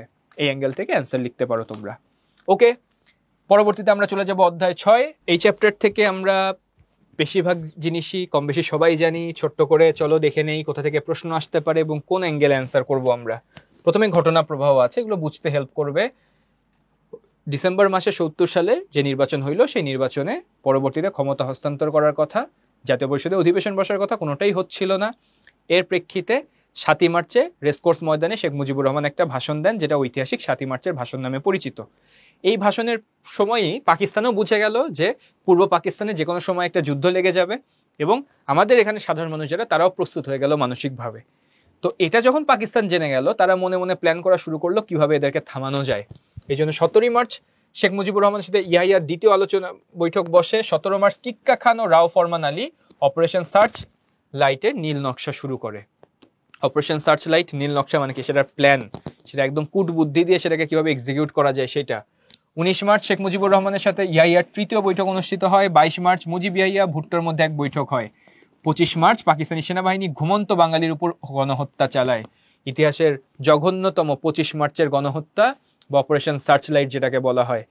হলগুলোতে যে বুদ্ধিজীবী সর্বস্তরের মানুষের উপরে নির্বিকার গুলি চালায় পাকিস্তানিরা। 26 মার্চ প্রথম প্রহরে শেখ মুজিবুর রহমান ওয়্যারলেসের মাধ্যমে স্বাধীনতা ঘোষণা দেন এবং তাকে গ্রেফতার করে নিয়ে যাওয়া হয়। 27 মার্চ মেজর জিয়াউর রহমান স্বাধীনতার ঘোষণা দেন পরবর্তীতে। 10 এপ্রিল মুজিবনগর সরকার গঠন করা হয় এবং 17 এপ্রিল মুজিবনগর সরকার শপথ গ্রহণ করে। ওকে, যুদ্ধ শুরু হয়ে গেল। ওই 26 মার্চ থেকেই যুদ্ধ শুরু হয়ে গেল। আস্তে আস্তে মুক্তি ফৌজ গঠিত হইল, মুক্তি বাহিনী গঠিত হইল, গণবাহিনী গঠিত হইল, বিভিন্ন আঞ্চলিক বাহিনী ছিল। পুরা দেশকে 11টা সেক্টরে ভাগ করা হইল, 3টা ফোর্সে ভাগ করা হইল, Z force, K force, S force. মুক্তিযুদ্ধ আস্তে আস্তে সংগঠিত হওয়া শুরু করলো। এই মুক্তিযুদ্ধ শুধুমাত্র সশস্ত্র বাহিনীর যুদ্ধ ছিল না, যে আমাদের তো তখন আমাদের সেনাবাহিনী মানে পাকিস্তানের সেনাবাহিনী, তখন সেখান থেকে কিছু বিদ্রোহী সেনা এসে অস্ত্র নিয়ে খুব লিমিটেড রিসোর্স নিয়ে যুদ্ধ শুরু করলো। কিন্তু এই যুদ্ধ সফল হয়েছিল সাধারণ মানুষের অবদানের কারণে, সাধারণ মানুষের আত্মত্যাগের কারণে। মুক্তিযুদ্ধে ছাত্রদের অংশগ্রহণ। বাংলাদেশের মুক্তিযুদ্ধ সঠিকভাবে পরিচালনার জন্য ছাত্ররা সর্বদলীয় সংগ্রাম পরিষদ গঠন করে। কলেজ ও বিশ্ববিদ্যালয়ের ছাত্রসহ স্কুল পড়ুয়া কিশোররাও অসীম মনোবল নিয়ে যুদ্ধে ঝাঁপিয়ে পড়ে। বাংলাদেশের সীমান্ত পাড়ি দিয়ে বাঙালি ছাত্র সেনারা ভারতে যায়। ভারতীয়রা বাংলাদেশের মুক্তিযুদ্ধে শরণার্থীদের সাহায্য সহ সৈন্যদের প্রশিক্ষণ দেয়। মুক্তি সেনারা নিজের প্রাণের মায়া ত্যাগ করে দেশকে বাঁচাতে যুদ্ধ করে। কেবল মুক্তিযুদ্ধ নয়, 1948, 1952 খ্রিস্টাব্দে ভাষা আন্দোলন, 62 ও 64 শিক্ষা কমিশনের বিরুদ্ধে ছাত্ররা সংগ্রাম করে। 63 6 দফা আন্দোলন, 68 11 দফা আন্দোলন, 69 গণ অভ্যুত্থান এবং 70 নির্বাচনে ছাত্রদের অগ্রণী ভূমিকা ছিল। অন্যান্য আন্দোলনের মতো স্বাধীনতা যুদ্ধ ছাত্রদের মহান আত্মত্যাগে বাংলাদেশের স্বাধীনতা অর্জিত হয়েছে। কোনো না কোনো বোর্ডে দেখবা এই প্রশ্নটা আসছে জুলাই বিপ্লবের সাথে রিলেট করে। ধরো এইরকম ঘটনা বলবে যে তোমার দেখা সাম্প্রতিক সময়ে এমন কোন ঘটনা বাংলাদেশে ঘটছে কিনা, সেটা কোন ঘটনা। ধরো জুলাই বিপ্লবের কাহিনী দিয়ে এটার সাথে রিলেট করতে বলবে, বা এটার সাথে কাহিনী দিয়ে জুলাই বিপ্লবের সাথে রিলেট করতে বলবে, যেটাই বলুক না কেন। হ্যাঁ, জুলাই বিপ্লবের কথা তুমি তখন বলতে পারো যে সর্বস্তরের মানুষ দেশের কোটা সংস্কারের জন্য এবং অন্যায় অবিচারের বিরুদ্ধে রাজপথে যে নামে এবং যে আন্দোলন সংগ্রাম শুরু করে সেটা হচ্ছে জুলাই বিপ্লব। ছোট্ট করে এটার সাথে মিলাই তোমরা লিখতে পারো। হ্যাঁ, এবং পরবর্তীতে মিলগুলা দেখতে পাচ্ছ যে এটাও সফল হয়েছে কেন, সর্বস্তরের মানুষ অংশগ্রহণ করছে। অ্যান্ড কোটা সংস্কার আন্দোলন বা জুলাই বিপ্লবও সফল হয়েছিল কেন, একটা সময় সব ইউনিভার্সিটি, পাবলিক ইউনিভার্সিটিগুলো যখন বন্ধ হয়ে গেছিল, প্রাইভেট ইউনিভার্সিটির ছেলেপেলে রাস্তায় নামছে, স্কুল কলেজের বাচ্চারা নামছে, গুলি খেয়ে মারাও গেছে, তারপর দেখা গেছে বাচ্চাদের সাথে গার্ডিয়ানরা নামছে। হ্যাঁ, তো সব পক্ষ যখন নামছে তখনই কিন্তু আন্দোলনটা সফল হয়েছে। মুক্তিযুদ্ধে প্রবাসী বাঙালিদের অংশগ্রহণ। মুক্তিযুদ্ধে প্রবাসী বাঙালিরা নানাভাবে সমর্থন জানিয়েছেন। প্রবাসী অবস্থানরত দেশের পার্লামেন্ট সরকারের নিকট গিয়ে বাংলাদেশের পক্ষে সাহায্যের জন্য আবেদন করেন, বিভিন্ন আন্তর্জাতিক সংস্থায় প্রতিনিধি দল প্রেরণ করেন, এমনকি পাকিস্তান সরকারকে অস্ত্র বা গোলাবারুদ না দেওয়ার জন্য সে দেশের সরকারকে অনুরোধ করেন।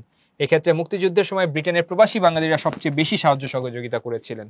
হ্যাঁ, অনেক মানুষ ছিল, কেউ সাংবাদিকতা করে, কেউ কনসার্ট আয়োজন করে, কেউ গান লিখে, কেউ কবিতা লিখে, কেউ ফুটবল টুর্নামেন্ট অ্যারেঞ্জ করে, অর্থ সহযোগিতা করে, প্রশিক্ষণ দিয়ে, অ্যাটলিস্ট না হইলেও গুডউইল বা দোয়ার মাধ্যমে সবাই সাপোর্ট করার চেষ্টা করছে। মুক্তিযুদ্ধের শিল্পী, সাহিত্যিক ও বুদ্ধিজীবী প্রমুখদের অবদান, গান, কবিতা, নাটক থেকে শুরু করে। হ্যাঁ, আবার উল্লেখযোগ্য কিছু জিনিস ছিল, এম আর আক্তার মুকুলের জনপ্রিয় অনুষ্ঠান চরমপত্র আর জল্লাদের দরবার। হ্যাঁ, এগুলো শরণার্থীদেরকে মোটিভেশন কাজ করতো, যারা যুদ্ধ করতে যাইতো তাদেরকে আশা যোগাইতো, প্রেরণা যোগাইতো, সামনের দিকে চলে যাই। প্রবাসী সরকার, তো যুদ্ধের সময় যুদ্ধকে সুসংগঠিত করার জন্য, নেতৃত্ব দেওয়ার জন্য একটা সরকার গঠিত হয়েছিল, এটাকে মুজিবনগর সরকার, অস্থায়ী সরকার বা প্রবাসী সরকারও বলা হয়। ভাই, কেন প্রবাসী সরকার? কারণ এই সরকারের প্রতিনিধিরা কেউ দেশে থাকতে পারছিলেন না, পাকিস্তান সরকার তাদেরকে অ্যারেস্ট করে নিয়ে যাবে বা মেরে ফেলবে। এই জন্য তারা ভারতের কলকাতার 8 নম্বর থিয়েটার রোডে তাদের সচিবালয় স্থাপন করে বিভিন্ন জায়গা থেকে এরা ইনস্ট্রাকশন দিতেন। এই মুজিবনগর সরকারের 6 জন সদস্য ছিলেন। রাষ্ট্রপতি ছিলেন শেখ মুজিবুর রহমান, তখন কারাগারে বন্দী। প্রধানমন্ত্রী ছিলেন তাজউদ্দিন আহমেদ। এছাড়াও ছিলেন কামারুজ্জামান, ছিলেন তোমার অর্থমন্ত্রী মনসুর আলী, তারপরে আরও ছিলেন খন্দকার মোস্তাক, সৈয়দ নজরুল ইসলাম ছিলেন উপরাষ্ট্রপতি। তো সবকিছু মিলায় এই অস্থায়ী সরকার ছিল। এই অস্থায়ী সরকার তাদের মেইন কাজ ছিল দিক নির্দেশনা প্রদান করা এবং সেই সাথে কূটনৈতিকভাবে বিভিন্ন দেশের সাথে যোগাযোগ স্থাপন করা এবং বাংলাদেশের বৈধতা নেওয়া, যে আমরা যে স্বাধীনতা ঘোষণা করছি তোমরা আমাদেরকে সাপোর্ট দাও, আমাদেরকে আর্থিক সহযোগিতা দাও, আমাদেরকে যুদ্ধ করতে হেল্প করো, এটা ছিল তাদের প্রধান কাজ। তো এইখান থেকে যদি প্রশ্ন আসে, কেমন প্রশ্ন আসতে পারে ভাই? দেখো, অনেকগুলা বোর্ডে চলে আসছে এই প্রশ্নটা। একটি অঞ্চলের জনগণ কেন্দ্রীয় সরকারের বিমাতাসুলভ আচরণের কারণ নির্বাচিত জনপ্রতিনিধিদের নেতার স্বাধীনতা ঘোষণার প্রেক্ষিতে একটি সরকার গঠন করে। উক্ত সরকার নবপ্রতিষ্ঠিত রাষ্ট্রের আন্তর্জাতিক স্বীকৃতি আদায়ের লক্ষ্যে ব্যাপক কূটনৈতিক তৎপরতা চালায়। উদ্দীপকে বর্ণিত সরকারের সাথে তোমার পাঠ্য বইয়ের কোন সরকারের সাদৃশ্য রয়েছে ব্যাখ্যা করো। উদ্দীপকে বর্ণিত সরকারের সাথে তোমার পাঠ্য বইয়ের অস্থায়ী সরকার বা প্রবাসী সরকারের সাদৃশ্য রয়েছে, সেটা কিভাবে? সেকেন্ড পয়েন্টে যে তাইলে তুমি বলতে পারো যে 70 সালে নির্বাচিত জনপ্রতিনিধির হাতে ক্ষমতা হস্তান্তর হয় না, এর প্রেক্ষিতে যুদ্ধ শুরু হয়ে যায়। যুদ্ধ শুরু হইলে নির্বাচিত জনপ্রতিনিধিদের মাঝ থেকে প্রতিনিধি দল বৈদ্যনাথ তলায় শপথ গ্রহণ করে যে সরকারটা গঠন করে সেটা ছিল অস্থায়ী সরকার বা প্রবাসী সরকার। 6 জন সদস্য ছিল, উপদেষ্টা পরিষদ ছিল একটা। 10 এপ্রিল গঠিত হয়, 17 এপ্রিল এরা শপথ গ্রহণ করে। সদর দপ্তর ছিল কলকাতার 8 নম্বর থিয়েটার রোড। শপথ গ্রহণ করার পরে যুদ্ধ পরিচালনা করা, সেক্টরগুলোর নেতৃত্ব দেওয়া এবং সেই সাথে বিদেশি শক্তির সমর্থন যোগানো এবং অর্থ সহায়তা নেওয়া, যুদ্ধ পরিচালনা করা, এই কাজগুলোর জন্য কাজ করা শুরু করছিল এবং সেই সাথে পুরো বিশ্বব্যাপী জনসমর্থন আদায় করা ছিল তাদের লক্ষ্য। তাহলে গ নাম্বার অ্যান্সার করতে পারলাম। ঘ নাম্বার, উক্ত সরকারের কূটনৈতিক কার্যক্রমের ফলে একটি স্বাধীন সার্বভৌম রাষ্ট্রের প্রতিষ্ঠা সহজতর হয়েছিল, উক্তিটি ব্যাখ্যা করো। কূটনৈতিক কথাটার মানে কি? ডিপ্লোম্যাটিক। ডিপ্লোম্যাটিক মানে কি? দুইটা দেশের মধ্যে যে সম্পর্ক, বাংলাদেশ ভারত সম্পর্ক কূটনৈতিক সম্পর্ক, বাংলাদেশ যুক্তরাষ্ট্র সম্পর্ক কূটনৈতিক সম্পর্ক, দুইটা দেশের মধ্যে যে সম্পর্ক সেটাকে আমরা ডিপ্লোমেসি বা কূটনীতি বলি। তাহলে কূটনৈতিক কার্যক্রম মানে বিভিন্ন দেশের সাথে যোগাযোগ স্থাপন করেছিল, ব্রিটেনের সাথে, সোভিয়েত ইউনিয়নের সাথে, ভারতের সাথে। মুজিবনগর সরকার বা অস্থায়ী সরকার একটা কি ছিল? কমিউনিকেশন ওয়ে, যে বাংলাদেশে কি হচ্ছে সেটা বিশ্ববাসীর কাছে তুলে ধরছিল এই সরকারটা। এতে করে ভারতের জনসমর্থন ছিল, সোভিয়েত ইউনিয়নের জনসমর্থন ছিল, ব্রিটেন সহ ইউরোপের অন্যান্য দেশের। যদিও আমেরিকা পুরোপুরি সাপোর্ট করে নাই, আমেরিকার সাধারণ মানুষ আমাদের পক্ষে ছিল। এই সবাই পক্ষে থাকার কারণে ভারত একসময় আমাদের শরণার্থী নিয়েছে, আমাদের প্রশিক্ষণে হেল্প করছে, অন্য দেশ থেকে ত্রাণ আসছে, বিশ্বের বিভিন্ন আন্তর্জাতিক সংস্থা থেকে আমাদের জন্য চিকিৎসা সেবা আসছে, খাদ্য আসছে, অনেক কিছু আসছে। এতে করে যুদ্ধ আমরা চালায় যাইতে পারছি এবং যুদ্ধে জয়লাভ করতে পারছি। তাহলে নিঃসন্দেহে বলা যায় এই সরকারের কূটনৈতিক কার্যক্রমের ফলে আমাদের স্বাধীনতা পদক্ষেপ এটা সহজতর হয়েছে। এখানে কিন্তু বলা নাই যে সম্ভব হয়েছে, মানে স্বাধীনতা এমনিও আসতো, কিন্তু তারা থাকাতে জিনিসটা একটু ইজিয়ার হয়েছে, এটা জিজ্ঞেস করছে। সো দেখতে দেখতে আমাদের লাস্ট চ্যাপ্টারে চলে আসছি, চ্যাপ্টার 8, মুক্তিযুদ্ধে প্রবাসী বাঙালি ও বহির্বিশ্ব। এই চ্যাপ্টারটা বেশ ইম্পর্টেন্ট, এখান থেকে একদম তোমাদেরকে ধরাই দিচ্ছি কি কি পড়বা এবং কিভাবে অ্যান্সার করবা। চলো শুরু করা যাক। বাংলাদেশের মুক্তিযুদ্ধে ভারত সরকার থেকে শুরু করে তোমার চীন, সোভিয়েত ইউনিয়ন, যুক্তরাষ্ট্র এবং জাতিসংঘের ভূমিকা কি ছিল চলো দেখে আসি। শুরু করা যাক ভারতের অবদান দিয়ে। শেষ থেকেও যদি শুরু করি, স্বাধীন বাংলাদেশ হিসেবে স্বীকৃতি প্রদান ভুটান এবং ভারত একই দিনে করছিল। তার মানে প্রথম যে দেশগুলো আমাদেরকে স্বীকৃতি দিয়েছিল তার মধ্যে ভারত অন্যতম। তাহলে 6 ডিসেম্বর 1971 সাল আমাদেরকে স্বাধীন দেশ হিসেবে ভারত স্বীকৃতি দিয়েছিল। অ্যান্ড স্বীকৃতি দেওয়াটা কিন্তু ম্যাটার করে, যে আমি স্বীকৃতি দেওয়া মানে কি আমি মেনে নিলাম তুমি স্বাধীন দেশ, হ্যাঁ, তার মানে তোমার সাথে আমার সম্পর্ক স্থাপন করা হবে। এটা আমাদেরকে গ্রহণযোগ্যতা অর্জনে অনেক বেশি হেল্প করেছিল। তার মানে ভারতের অবদানের ভিতরে একটা উল্লেখযোগ্য অবদান হচ্ছে ভারত আমাদেরকে 6 ডিসেম্বর একটা স্বাধীন দেশ হিসেবে, স্বাধীন রাষ্ট্র হিসেবে স্বীকৃতি দেয়।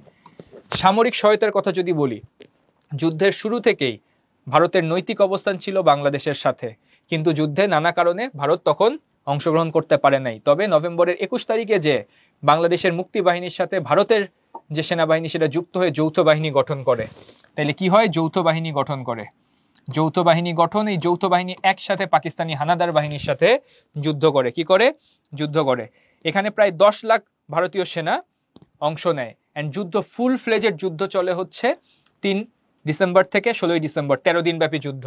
কত সেনা অংশ নেয়? 10 লক্ষ সেনা ভারতের, তারা হচ্ছে যুক্ত হয় এবং 3 ডিসেম্বর থেকে শুরু করে 16 ডিসেম্বর পর্যন্ত 13 দিন ধরে যুদ্ধ করে ফাইনালি বিজয় অর্জিত হয়। আশ্রয় ও মানবিক সহায়তা, প্রচুর মানুষ বাস্তুহারা হয়ে গেছিল, শরণার্থী হয়ে গেছিল। শরণার্থী তো বোঝো, রোহিঙ্গাদেরকে দেখে তো আরো ভালো মতো বুঝতেছো। যুদ্ধের কারণে বা প্রাকৃতিক কারণে এক জায়গা ছেড়ে অন্য জায়গায় নিরাপত্তার জন্য যখন মানুষ চলে যায় তখন সেটাকে বলা হচ্ছে সেই মানুষগুলোকে শরণার্থী। তো ভারত কিন্তু শরণার্থীদেরকে ফিরায় দেয় নাই, 1 কোটি শরণার্থী আশ্রয় দিয়েছিল। কত? 1 কোটিরও বেশি শরণার্থীর আশ্রয় দিয়েছিল। তাদের খাদ্য, চিকিৎসা থেকে শুরু করে বিভিন্ন সাপোর্ট দিয়েছিল সেই সময় ভারত। এবং যে সকল মুক্তি বাহিনীর যারা বেসামরিক বা সাধারণ জনতা ছিল, যাদের যুদ্ধের কোনো অভিজ্ঞতা নাই, তাদের অস্ত্র সহায়তা করেছিল, প্রশিক্ষণের ব্যবস্থা করেছিল। শুধু তাই না, বাংলাদেশের পক্ষ হয়ে রাজনৈতিকভাবে আন্তর্জাতিক মহলে বিভিন্ন পদক্ষেপ রেখেছে, বিভিন্ন দেশকে বুঝাইছে বাংলাদেশের পক্ষে থাকার জন্য। হ্যাঁ, 16 ডিসেম্বর পাকিস্তানিরা যে 93,000 সৈন্য নিয়ে আত্মসমর্পণ করে, সেখানে কিন্তু যৌথ বাহিনীর প্রধান হিসেবে জেনারেল জগজিৎ সিং অরোরা তিনি এটা ফ্যাসিলিটেট করেন অ্যান্ড হচ্ছে একে নিয়াজির কাছ থেকে আত্মসমর্পণ দলিলে স্বাক্ষর নিয়ে নেন।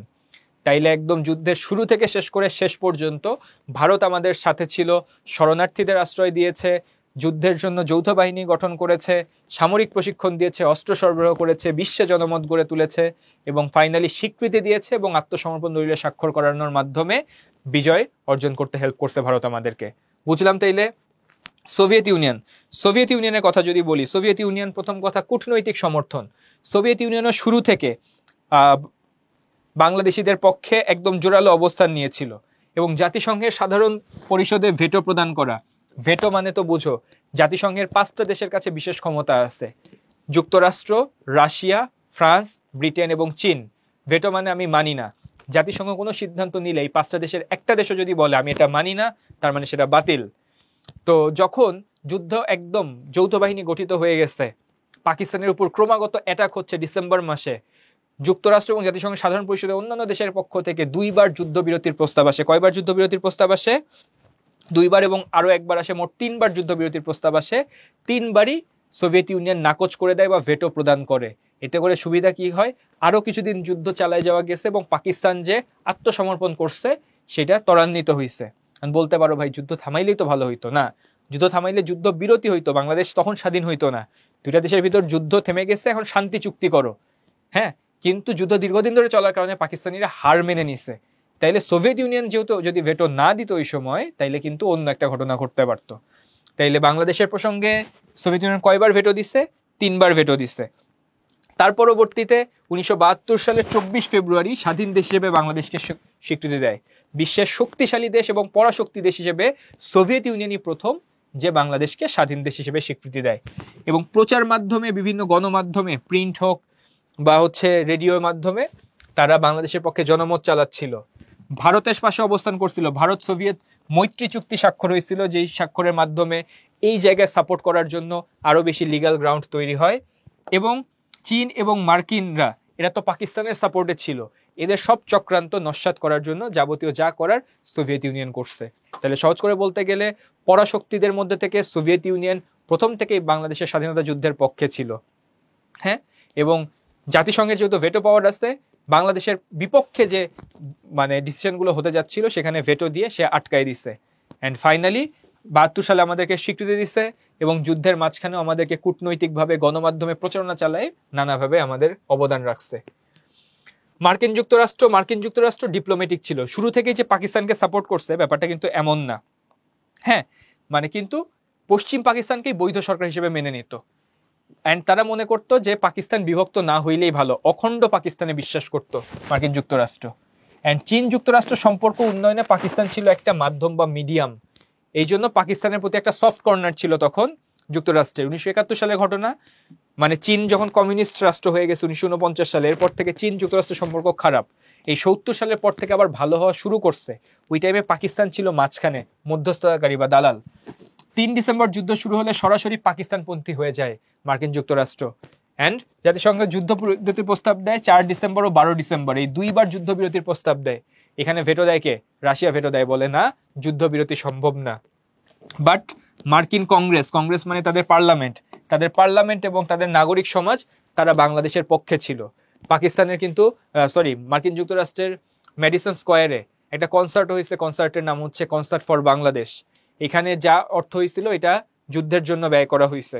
পণ্ডিত রবিশঙ্কর, তারপরে হচ্ছে তোমার বব ডিলান থেকে শুরু করে, হ্যাঁ, এরকম হচ্ছে কয়েকজন মানুষ মিলে একটা কনসার্ট আয়োজন করছিল আমাদের মুক্তিযুদ্ধের পক্ষে। এটা মেডিসন স্কোয়ারে অনুষ্ঠিত হয়েছিল 1971 সালে। যাই হোক, এর পরবর্তীতে আমেরিকান প্রবাসী বাঙালিদের ভূমিকা, তারাও আমাদের পক্ষে অবস্থান ছিল। মেইন যে জায়গায় ঝামেলা ছিল সেটা মার্কিন যুক্তরাষ্ট্র প্রথম দিকে নিউট্রাল থাকলেও লাস্টের দিকে ডিসেম্বর থেকে একদম আগ্রাসী হয়ে যায় এবং একটা পর্যায়ে সোভিয়েতকে ঠেকানোর জন্য বা ভারতকে ঠেকানোর জন্য প্রশান্ত মহাসাগরে তাদের যে 7ম নৌবহর থাকে, বিশাল একটা নৌবহর মার্কিন যুক্তরাষ্ট্র, সেটা কিন্তু বঙ্গোপসাগর বরাবর পাঠাইতে চাইছিল। কিন্তু পরবর্তীতে সোভিয়েত ইউনিয়নও তাদের রণতরী নিয়ে যাত্রা শুরু করলে তখন হচ্ছে ব্যাক চলে যায় মার্কিন যুক্তরাষ্ট্র। তাহলে সবকিছু মিলায় মার্কিন যুক্তরাষ্ট্র পাকিস্তানের পক্ষে অবস্থান ছিল, তাদের সাধারণ মানুষ এবং তাদের পার্লামেন্ট, তাদের অবস্থান ছিল বাংলাদেশিদের পক্ষে। চীনের অবস্থানকে বা ভূমিকাকে 2টা ভাগে ভাগ করা যায়, প্রথম পর্যায়ে, দ্বিতীয় পর্যায়ে। প্রথম পর্যায়ে মুক্তিযুদ্ধ শুরু থেকে 3 ডিসেম্বর পর্যন্ত, দ্বিতীয় পর্যায়ে 3 ডিসেম্বর থেকে 16 ডিসেম্বর পর্যন্ত। অর্থাৎ ভারত যখন যুদ্ধ শুরু করে তখন থেকে এক অবস্থান, ভারত যখন যুদ্ধ শুরু করে নাই তার আগ পর্যন্ত আরেক অবস্থান। প্রথম পর্যায়ে মুক্তিযুদ্ধের শুরু থেকে 1971 সালের 3 ডিসেম্বর পাক ভারত যুদ্ধ শুরুর পূর্ব পর্যন্ত চীন পাকিস্তানপন্থী থাকলেও মোটামুটিভাবে বাঙালির সংগ্রাম বিরোধী কোনো মন্তব্য করে নাই। তবে গোপনে সে পাকিস্তানের সামরিক চক্রকে নৈতিক শক্তি ও সাহস জুগিয়েছিল। দ্বিতীয় পর্যায়ে পাকিস্তান 1971 সালের 3 ডিসেম্বর ভারতের পূর্বাঞ্চলে সামরিক হামলা করলে সরাসরি পাক ভারত যুদ্ধ শুরু হয়। এই সময় হইতে চীন জাতিসংঘে সরাসরি বাঙালি বিরোধী ভূমিকা পালন করতে শুরু করে। পাক ভারত যুদ্ধের জন্য চীন সোভিয়েত ইউনিয়নকে দায়ী করে। তার মানে 3 ডিসেম্বরে পাকিস্তান যখন ভারতের পূর্বাঞ্চলে অ্যাটাক করে, ওই টাইম থেকেই চীন টোটালি পাকিস্তানপন্থী হয়ে যায়। তাহলে বুঝতে পারলাম এখন পর্যন্ত আমরা 4টা দেশের কথা পড়লাম। চীন এবং যুক্তরাষ্ট্র তারা কোনপন্থী? পাকিস্তানপন্থী। ভারত এবং সোভিয়েত ইউনিয়ন তারা কোনপন্থী ছিল? বাংলাদেশপন্থী ছিল। তাহলে আশা করি এখন যদি প্রশ্ন আসে এখান থেকে তোমরা কন্টেন্ট নিয়ে লিখে ফেলতে পারবা। 1971 খ্রিস্টাব্দে জাতিসংঘের সবচেয়ে আলোচিত বিষয় ছিল বাংলাদেশের মুক্তি সংগ্রাম। বাংলাদেশের মুক্তিযুদ্ধে জাতিসংঘের যেসব ক্ষেত্রে ভূমিকা পালন করেছে তার মধ্যে ছিল মানবিক কার্যক্রম, ত্রাণ থেকে শুরু করে বিভিন্ন কিছু পাঠাইছে। হ্যাঁ, কি বলে তোমার ইউএনএইচসিআর আছে, United Nations High Commissioner for the refugees.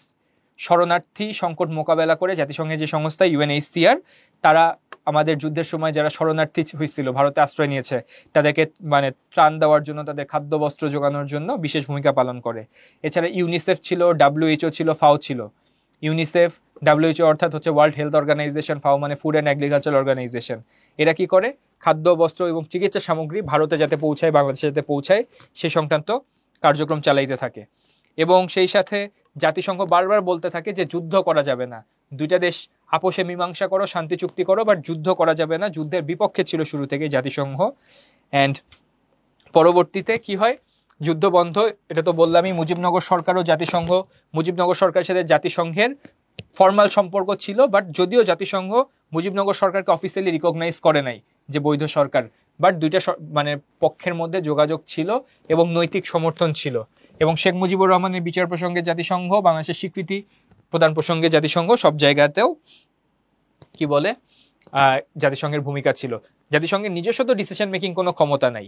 যখন চীনের মন চাইছে চীন স্বীকৃতি দিচ্ছে, যখন কি বলে তোমার আমেরিকার মন চাইছে আমেরিকা স্বীকৃতি দিচ্ছে, কিন্তু জাতিসংঘের মেম্বারশিপ অর্জন করে পরবর্তীতে তোমার 1974 সালে, যে 1974 সালে সর্বপ্রথম মেম্বারশিপ পায় কমনওয়েলথ 1972 সালে, আর জাতিসংঘের মেম্বারশিপ পায় 1974 সালে।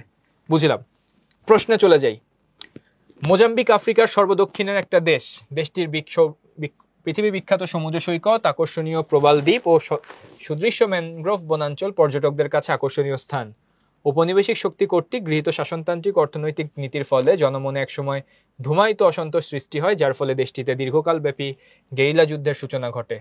মোজাম্বিকের স্বাধীনতাপন্থী সংগঠন ফারলিমো তাদের আত্মনিয়ন্ত্রণের অধিকার সপক্ষে সারা বিশ্বের কাছে সহযোগিতা কামনা করে। তাদের ডাকে সাড়া দিয়ে সোভিয়েত ইউনিয়ন ও সমমনা দেশগুলো এগিয়ে আসলেও একটি বৃহৎ শক্তিদের বিরোধিতা করে।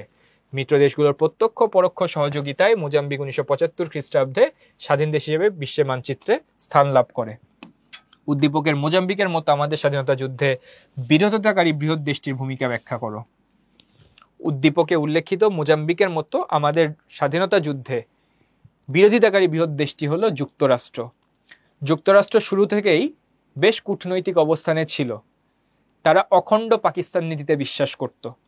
সরাসরি তারা বাংলাদেশের বিপক্ষে ছিল না, কিন্তু তারা বারবার পাকিস্তানকে সাপোর্ট দিচ্ছে, যে বলছে তোমরা মিটমাট করো, অখণ্ড পাকিস্তানে থাকো, বিভাজন দরকার নাই। কিন্তু পরবর্তীতে দেখা গেছে যে পাকিস্তানের অস্ত্র সাপ্লাই থেকে শুরু করে সব জায়গায় সাপোর্ট আমেরিকা থেকে পাইছে। এটারও চাক্ষুষ প্রমাণ মেলে 3 ডিসেম্বর যৌথ বাহিনী গঠন হওয়ার পরে পাকিস্তানের পক্ষ হয়ে জাতিসংঘে 2বার প্রস্তাব দিয়েছে যে যুদ্ধবিরতি করানো যায় কিনা, কিন্তু সোভিয়েত ইউনিয়নের প্রয়াসে সেটা ব্যর্থ হয়ে যায়। শুধু তাই না, সোভিয়েত ইউনিয়ন এবং ভারতকে দমানোর জন্য এই বৃহৎ শক্তিটা অর্থাৎ মার্কিন যুক্তরাষ্ট্র তারা বঙ্গোপসাগরের তীরবর্তী উপকূলে 7ম নৌবহর প্রেরণ করে চাপ সৃষ্টির জন্য, কিন্তু সেটাও ব্যর্থ হয়ে ফেরত চলে যায়।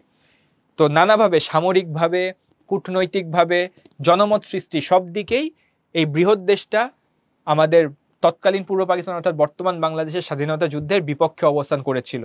যদিও তাদের কংগ্রেস এবং সাধারণ মানুষ বাঙালিদের পক্ষে ছিল, কিন্তু মানে সামগ্রিকভাবে জাতীয় স্বার্থ তাদের সবসময় ছিল পাকিস্তানের পক্ষে। তাহলে গ নাম্বারটা উত্তর করতে পারলাম। ঘ নাম্বার, মিত্র দেশগুলোর সহযোগিতা স্বাধীনতা অর্জনকে ত্বরান্বিত করেছিল।